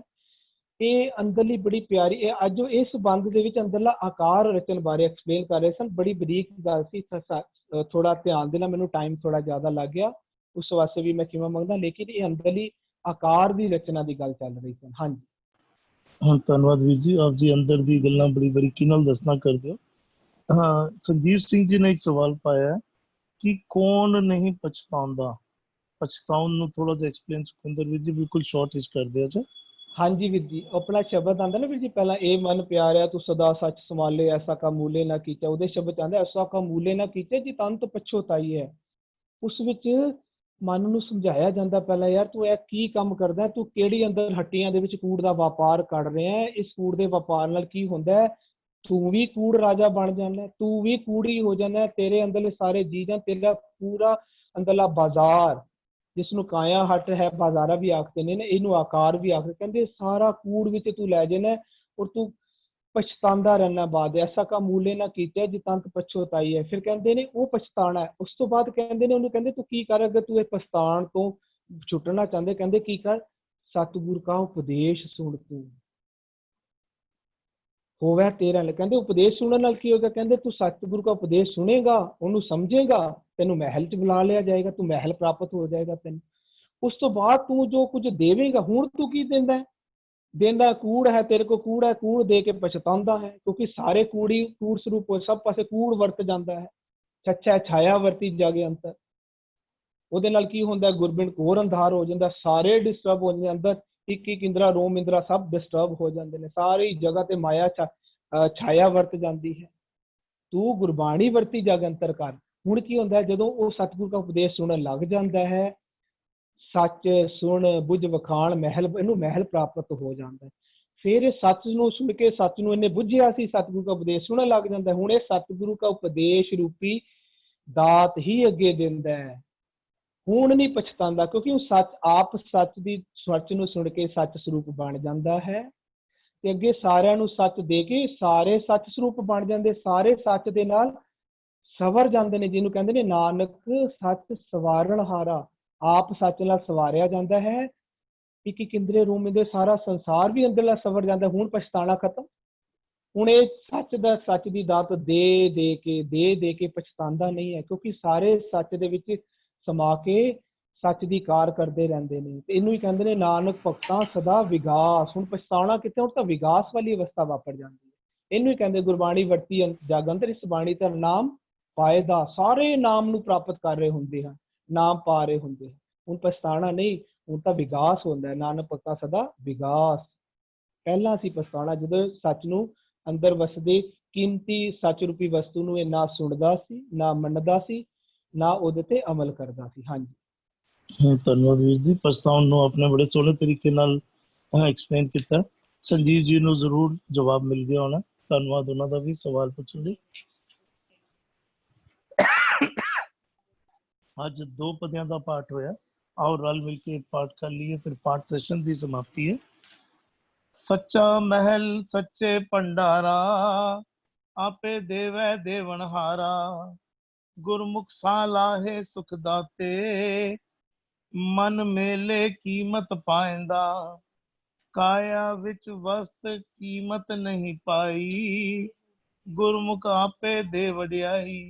जिस दा हट सोई वत जाने, गुरमुख दे ना पछताएंदा। जिस दा हट सोई वत जाने, ਗੁਰਮੁਖ ਦੇ ਨਾ ਪਛਤਾਇਂਦਾ। ਹੋਈਆਂ ਬੇਅੰਤ ਭੁੱਲਾਂ ਦੀ ਖਿਮਾ। ਵਾਹਿਗੁਰੂ ਜੀ ਕਾ ਖਾਲਸਾ, ਵਾਹਿਗੁਰੂ ਜੀ ਕੀ ਫਤਿਹ। ਜੀ ਤਜਿੰਦਰ ਵੀਰ ਜੀ, ਸਵਾਲ ਲੈ ਲਿਆ ਜੀ। ਹਾਂਜੀ ਵੀਰ ਜੀ, ਸਕਰੀਨ ਤੇ ਆ ਗਿਆ ਸ਼ਬਦ। ਵੀਰ ਜੀ ਕੋਈ ਅਨਨੋਨ ਨੰਬਰ ਤੋਂ ਆਇਆ ਸੀਗਾ ਮੈਨੂੰ ਮੈਸੇਜ। ਸਾਡੀ ਕਲਾਸ ਵਿੱਚ ਆਉਂਦੇ ਨੇ, ਸ਼ਾਇਦ ਉਹਨਾਂ ਦਾ ਨਾਮ ਜਸਮੀਤ ਸਿੰਘ ਸੀਗਾ, ਕਿਉਂਕਿ ਜਦ ਮੈਸੇਜ ਆਉਂਦਾ ਹੈ ਤੇ ਨਾਂ ਹਾਈਲਾਈਟ ਹੋ ਜਾਂਦਾ ਹੈ, ਇਸ ਕਰਕੇ ਮੈਨੂੰ ਪਤਾ ਹੈ। ਵੈਸੇ ਮੈਨੂੰ ਉਹਨਾਂ ਨੇ ਆਪਣਾ ਨਾਂ ਨਹੀਂ ਦੱਸਿਆ ਸੀਗਾ। ਇਸ ਸ਼ਬਦ ਦੀ ਵਿਚਾਰ ਚ ਆ ਰਹੇ ਸਨ ਉਹ। ਇਹਦੇ ਵਿੱਚ ਵੀਰ ਜੀ ਰਹੋ ਦੀ ਪੰਕਤੀ ਹੈਗੀ ਹੈ, या जो होवा होवत सो जाने, प्रभ अपने का हुक्म पछाने। जी हरविंदर ਵੀਰ ਜੀ, ਆਪ ਜੀ ਆਰੰਭ ਕਰਿਓ ਜੀ। ਸ਼ਾਇਦ ਸੁਖਮਨੀ ਸਾਹਿਬ ਤੋਂ ਜਿਹੜੀ ਸ਼ਾਇਦ ਮੇਰੇ ਖਿਆਲ ਨਾਲ ਹੈ ਇਹਦੇ ਬੋਲੋ ਜਸ ਜੀ ਬਾ ਦਿਨ ਰਾਤ, ਵੀ ਦਿਨ ਰਾਤੀ ਯਾਰਾ ਦੋ ਪਿਆਰੋ, ਨਿਮਕ न कीजे ढीला, ਵੀ ਦਿਨ ਵੀ ਗਾਵੋਂ ਰਹਿਣੀ ਗਾਵੋਂ, ਗਾਵੋਂ ਸਾਸ ਸਾਸ ਰਸਨਾਰੇ। ਬੋਲੋ ਜਸ ਜੇਬਾ ਦਿਨ ਰਾਤ, ਉਸ ਰੱਬ ਦੀਆਂ ਸਿਫਤਾਂ ਜਿਹੜੀਆਂ ਨੇ ਨਾ, ਉਹ ਦਿਨ ਰਾਤ ਕੀਤਾ ਕਰ। ਪ੍ਰਭ ਆਪਣੇ ਜਨ ਕੀਨੀ ਦਾਤ, ਇਹ ਵਾਲੀ ਜਿਹੜੀ ਦਾਤ ਮਿਲਦੀ ਹੈ ਨਾ ਰੱਬ ਦੀ ਸਿਫਤ ਸਲਾਹ ਕਰਨ ਵਾਲੇ ਦੀ, ਇਹ ਪ੍ਰਭੂ ਆਪਣੇ ਜਨਾਂ ਨੂੰ ਦਿੰਦਾ ਹੈ। ਇਹ ਉਸ ਪਰਮਾਤਮਾ ਦਾ ਦਾਨ ਹੈ, ਪਰਮਾਤਮਾ ਦੀ ਦਾਤ ਹੈ, ਜੋ ਪ੍ਰਭੂ ਆਪਣੇ ਜਨਾਂ ਨੂੰ, ਆਪਣੇ ਸੇਵਕਾਂ ਨੂੰ ਜਿਹੜਾ ਹੈ ਨਾ ਉਹ ਬਖਸ਼ਦਾ ਹੈ।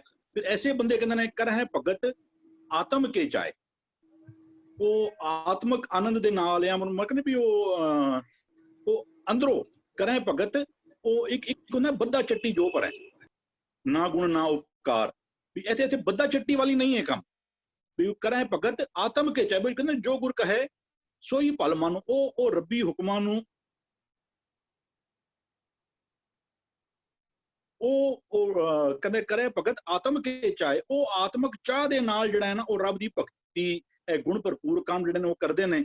ਪ੍ਰਭ ਆਪਣੇ ਸਿਉ ਰਹਿ ਸਮਾਏ, ਉਹ ਆਪਣੇ ਰੱਬ ਦੇ ਨਾਲ ਮਨੋਂ ਇੱਕਮਿਕ ਹੋ ਕੇ ਰਹਿੰਦੇ ਨੇ। ਰੱਬ ਦੇ ਨਾਲ ਇੱਕਮਿਕ ਹੋ ਕੇ ਰਹਿਣ ਦਾ ਮਤਲਬ ਹੈ ਕਿ ਜੋ ਰੱਬੀ ਸਿਧਾਂਤ ਨੇ ਉਹ ਹੀ ਉਹਨਾਂ ਦਾ ਜੀਵਨ ਜਿਹੜਾ ਨਾ, ਅਸੀਂ ਇਸ ਤੋਂ ਪਹਿਲਾਂ ਵੀ ਸ਼ਬਦ ਕਿਹੜਾ ਕੋਟ ਕੀਤਾ ਸੀ ਵੀ ਉਹ ਰਾਮ ਕਬੀਰਾ ਏਕ ਪਏ ਹੈ, ਕੋਈ ਨਾ ਸਕੇ ਪਛਾਣੀ, ਅਬ ਤੋਂ ਜਾ ਚੜੇ ਸਿੰਘਾਸਨ ਮਿਲੇ ਸਾਰੰਗ ਪਾਣੀ। ਰਾਮ ਕਬੀਰਾ ਏਕ ਪਏ ਹੈ, ਏਕ ਪਏ ਦਾ ਮਤਲਬ ਕੀ ਹੈ?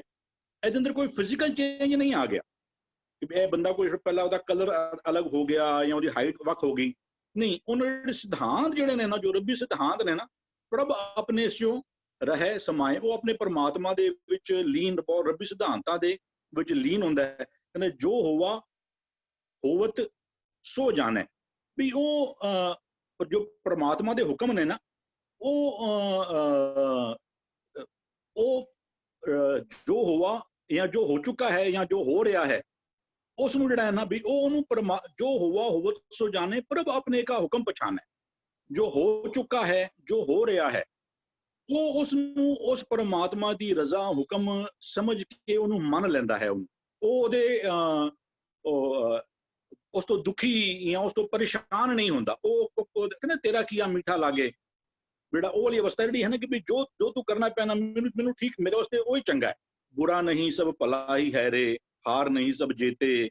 ਉਹ ਪ੍ਰਭ ਆਪਣੇ ਦੇ ਹੁਕਮ ਨੂੰ ਪਛਾਣਦਾ ਹੈ। ਤਿਸ ਕੀ ਮਹਿਮਾ ਕੌਣ ਬਖਾਨੋ, ਤਿਸ ਕਾ ਗੁਣ ਕਹਿ ਏਕ ਨਾ ਜਾਣੋ। ਐਸੇ ਜਿਹੜਾ ਵੀ ਉਹ ਇਹੋ ਜਿਹੇ ਸੇਵਕ ਦੀ ਕਿਹੜੀ ਵਡਿਆਈ ਦੱਸੀ ਜਾਏ ਵੀ ਉਹਨਾਂ ਤਿਸ ਕੀ ਮਹਿਮਾ ਪਾਓ, ਜੋ ਰੱਬ ਵਿੱਚ ਲੀਨ ਹੈ, ਜੋ ਪਰਮਾਤਮਾ ਦੇ ਸਿਧਾਂਤ ਜਿਹਦੇ ਜੀਵਨ ਦੇ ਸਿਧਾਂਤ ਬਣ ਚੁੱਕੇ ਹਨ। ਕਹਿੰਦੇ ਤਿਸ ਕੀ ਮਹਿਮਾ ਕੌਣ ਬਖਾਨੋ, ਤਿਸ ਕਾ ਗੁਣ ਕਹਿ ਏਕ ਨਾ ਜਾਣੋ। ਮੈਂ ਤੇ ਉਹਦੇ ਇੱਕ ਗੁਣ ਦੀ ਵੀ ਵਡਿਆਈ ਜਿਹੜੀ ਹੈ ਨਾ ਉਹ ਬਿਆਨ ਨਹੀਂ ਕਰ ਸਕਦਾ। ਆਠ ਪਹਿਰ ਪ੍ਰਭ ਬਸੈ ਹਜੂਰੇ, ਕਹੋ ਨਾਨਕ ਸਈ ਜਨ ਪੂਰੇ। ਉਹ ਆਠ ਪਹਿਰ ਪਾਓ। ਅਸੀਂ ਕਹਿੰਦੇ ਉਹ ਕਹਿੰਦੇ ਇੱਕ ਇੱਥੇ ਦੇਖਣਾ, ਇੱਕ ਤਿਲ ਪਿਆਰਾ ਵਿਸਰੇ ਭਗਤ ਕੇ ਨਹੀਂ ਹੋਏ। ਇਹ ਦਮ ਦਮ ਸਦਾ ਸੰਭਾਲਦਾ, ਦਮ ਨਾ ਬਿਰਥਾ ਜਾਏ। ਰੱਬ ਨੂੰ ਚੇਤਾ ਕਿਵੇਂ ਕਰਨਾ ਹੈ? ਉਹ ਕਹਿੰਦਾ ਸੁਪਨੇ ਹੂੰ ਬਰਡਾਏ ਕੈ ਜੈ ਮੁਖ ਨਿਕਸੈ ਰਾਮ, ਤਾਂ ਕਿ ਪਗ ਕੀ ਪਾ ਨਹੀਂ ਮੇਰੇ ਤਨ ਕੋ ਚਾਮ। ਆਠ ਪਹਿਰ ਦਾ, ਕਿਉਂਕਿ ਗੁਰਮਤਿ ਦਾ ਸਿਮਰਨ 1 ਘੰਟੇ 2 ਘੰਟੇ ਵਾਲਾ ਨਹੀਂ। ਅਸੀਂ ਕਈ ਵਾਰ ਕਹਿੰਦੇ ਹਾਂ, ਸਾਡੇ ਸਟੇਜਾਂ ਤੋਂ ਗੱਲ ਹੁੰਦੀ ਹੈ ਕਿ ਅਸੀਂ ਸਮੇਂ ਦਾ ਦਸਵੰਧ ਪੌ ਦਿਨ ਦਾ 2.5 ਘੰਟਾ ਰੱਬ ਦਾ ਸਿਮਰਨ ਕਰਨਾ ਚਾਹੀਦਾ ਹੈ।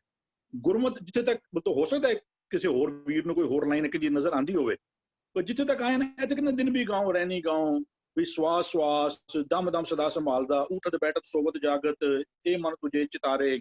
ਇੱਥੇ ਕਿੱਥੇ ਵੀ ਗੁਰਬਾਣੀ ਵਿੱਚੋਂ ਮਿੰਟ ਨਹੀਂ ਨਜ਼ਰ ਆਈ ਕਿਤੇ ਕਿਹਾ ਗਿਆ ਹੋਵੇ ਕਿ ਤੂੰ ਇਤਨਾ ਟਾਈਮ ਵਾਸਤੇ ਨਹੀਂ। ਇੱਥੇ ਤੇ 24 ਘੰਟਾ ਆਠ ਪਹਿਰ ਪ੍ਰਭ ਬਸੇ ਹਜੂਰੇ, ਕਹੋ ਨਾਨਕ ਪ੍ਰਭ ਬਸਿਆ ਜੂਰੇ ਪਾਓ। ਰੱਬ ਉਹਨਾਂ ਨੂੰ ਬਿਲਕੁਲ, ਜਿਨ੍ਹਾਂ ਨੂੰ ਰੱਬ ਨੇੜੇ ਨਜ਼ਰ ਆਉਂਦਾ ਹੈ ਨਾ, ਉਹ ਕਹਿੰਦੇ ਨੇੜਾ ਨੇੜਾ ਸਭ ਕੋ ਕਹੇ ਬੇਟਾ, ਕਹਿੰਦੇ ਹਰ ਬੰਦਾ ਨੇੜੇ ਵੇ। ਉਹ ਕਹਿੰਦੇ ਫਿਰ ਨਿਕਟ ਪੇਖੇ ਸੋ ਬੁਰਾ ਕਿਉਂ ਕਰੇ। ਉਹਨਾਂ ਫਿਰ ਜਿਹੜਾ ਉਹਨਾਂ ਨੂੰ ਹਮੇਸ਼ਾ ਉਹ ਰੱਬ ਜਿਹੜਾ ਹੈ ਨਾ, ਪਰਮਾਤਮਾ ਬਿਲਕੁਲ ਹਜ਼ੂਰ ਆਪਣੇ ਨੇੜੇ ਉਹਨਾਂ ਨੂੰ ਪ੍ਰਤੀਤ ਹੁੰਦਾ ਹੈ। ਕਹਿੰਦੇ ਐਸੇ ਬੰਦਿਆਂ ਦੇ ਕਹਿੰਦੇ ਕਹੋ ਨਾਨਕ ਸਹੀ ਜਨ, ਐਸੇ ਦਾਸ, ਉਹ ਮਨ ਉਹ ਪੂਰੇ ਹੋ ਜਾਂਦੇ ਨੇ, ਪਰ ਜੋ ਮਨੋਰਥ ਜਿਹਦੇ ਵਾਸਤੇ ਉਹ ਆਏ ਸਨ ਉਹਨਾਂ ਦਾ ਉਹ ਸੰਪੂਰਨ ਹੋ ਜਾਂਦਾ ਹੈ। ਹੋਰ ਅੱਗੇ ਆਪਣੀ ਰਾਏ ਰੱਖ ਸਕਦੇ ਹਾਂ।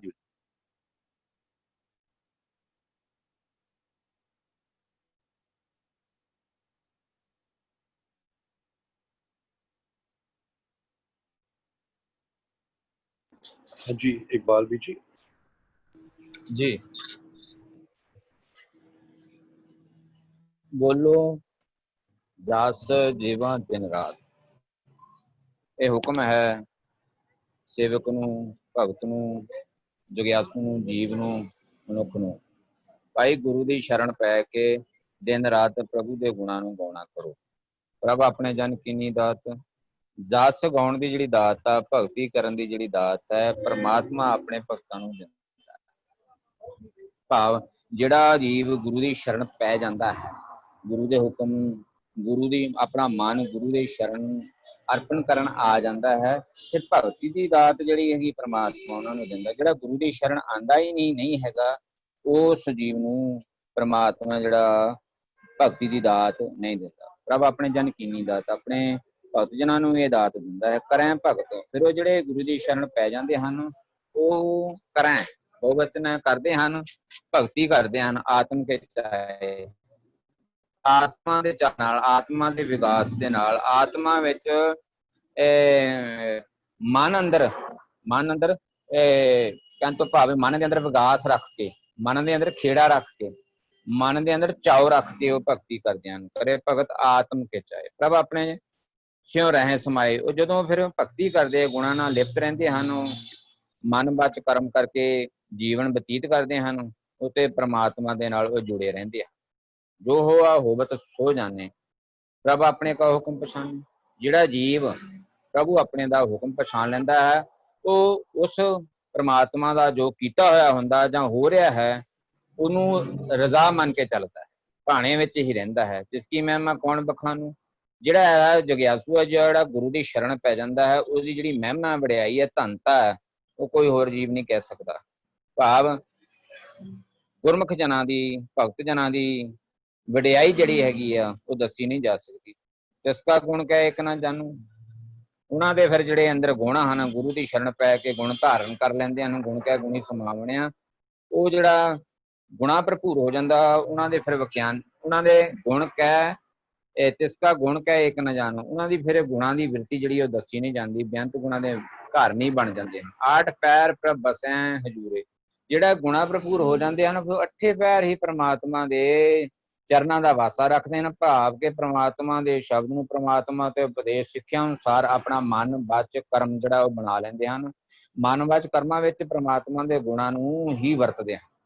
कहो नानक सही जन पीरे, जिहड़े इहो ਜਿਹੇ ਉੱਚੀ उक्त जिहड़ी अवस्था दसियां हैगियां गुरु शब्द दे विच, ਉਹ ਸਾਰੀਆਂ ਅਵਸਥਾਵਾਂ ਦੇ ਜਿਹੜੇ ਮਾਲਕ ਹਨ, ਉਹ ਜਦੋਂ ਬਣ ਜਾਂਦੇ ਹਨ ਤੇ ਉਹੀ ਸਹੀ ਜਨ ਬਹੁਵਚਨ ਪੂਰੇ, ਉਹ ਪੂਰੇ ਹੋ ਜਾਂਦੇ ਆ। ਭਾਵ गुणा भरपूर होंदे हैं, उन्हां विच किसी भी तरह की कोई घाट नहीं रहिंदी। हाँ जी, वाहिगुरू जी का खालसा, वाहिगुरू जी।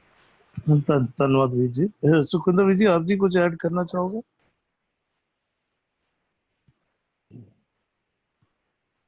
हाँ जी वीर जी, इस शब्द दे विच ना एक लफज है जिस दे आसे पासे सारा शब्द घूम रहा, वो है होआ। कुछ इत्थे होया है, कुछ वापरिया है इत्थे, उस तो बाद ये सारे शब्द वाली अवस्था सतगुरु जी बयान कर रहे हैं। जिसनों कुछ कह रहे हैं ना, कुछ होया है, उसनों अगली तुक विच कह रहे हैं प्रभ अपने का हुक्म पछाना है। हुक्म नूं पछाणिया गया, कुछ इस करके कुछ हुआ है, कुछ होया है, इत्थे कुछ वापरिया है, उसके बारे गल कर रहे हैं। उस तो बाद कहते होया की है, कहते ना सारे जन पूरे हो गए। कुछ एवें दी चीज वापरी है, इस तरह का कुछ भाणा वरतिया है कि उसदे नाल होया की, कहते ने सारे जन सी ना, जितने अंदरले जी जानता है, ਇੱਕ ਇੱਕ ਇੰਦਰਾਂ ਅੰਦਰਲੇ ਸੰਸਾਰ ਦਾ ਇੱਕ ਇੱਕ ਇੰਦਰਾ, ਇੱਕ ਇੱਕ ਜੀ ਜੰਤ, ਪੂਰਾ ਸੰਸਾਰ ਕਹਿੰਦੇ ਪੂਰੇ ਹੋ ਗਏ। ਕੀ ਵਾਪਰਿਆ ਕਹਿੰਦੇ ਨੇ, ਉਹ ਜਪਜੀ ਸਾਹਿਬ ਚ ਸਤਿਗੁਰੂ ਜੀ ਆਖਦੇ ਨੇ, ਕਹਿੰਦੇ ਨੇ ਕਵਨ ਸੇ ਰੁੱਤੀ ਮਾਹ ਕਵਨ ਜਿਤ ਹੋਆ ਆਕਾਰ। ਅੰਦਰ ਨਾ ਸੱਚ ਦਾ ਆਕਾਰ ਬਣ ਗਿਆ।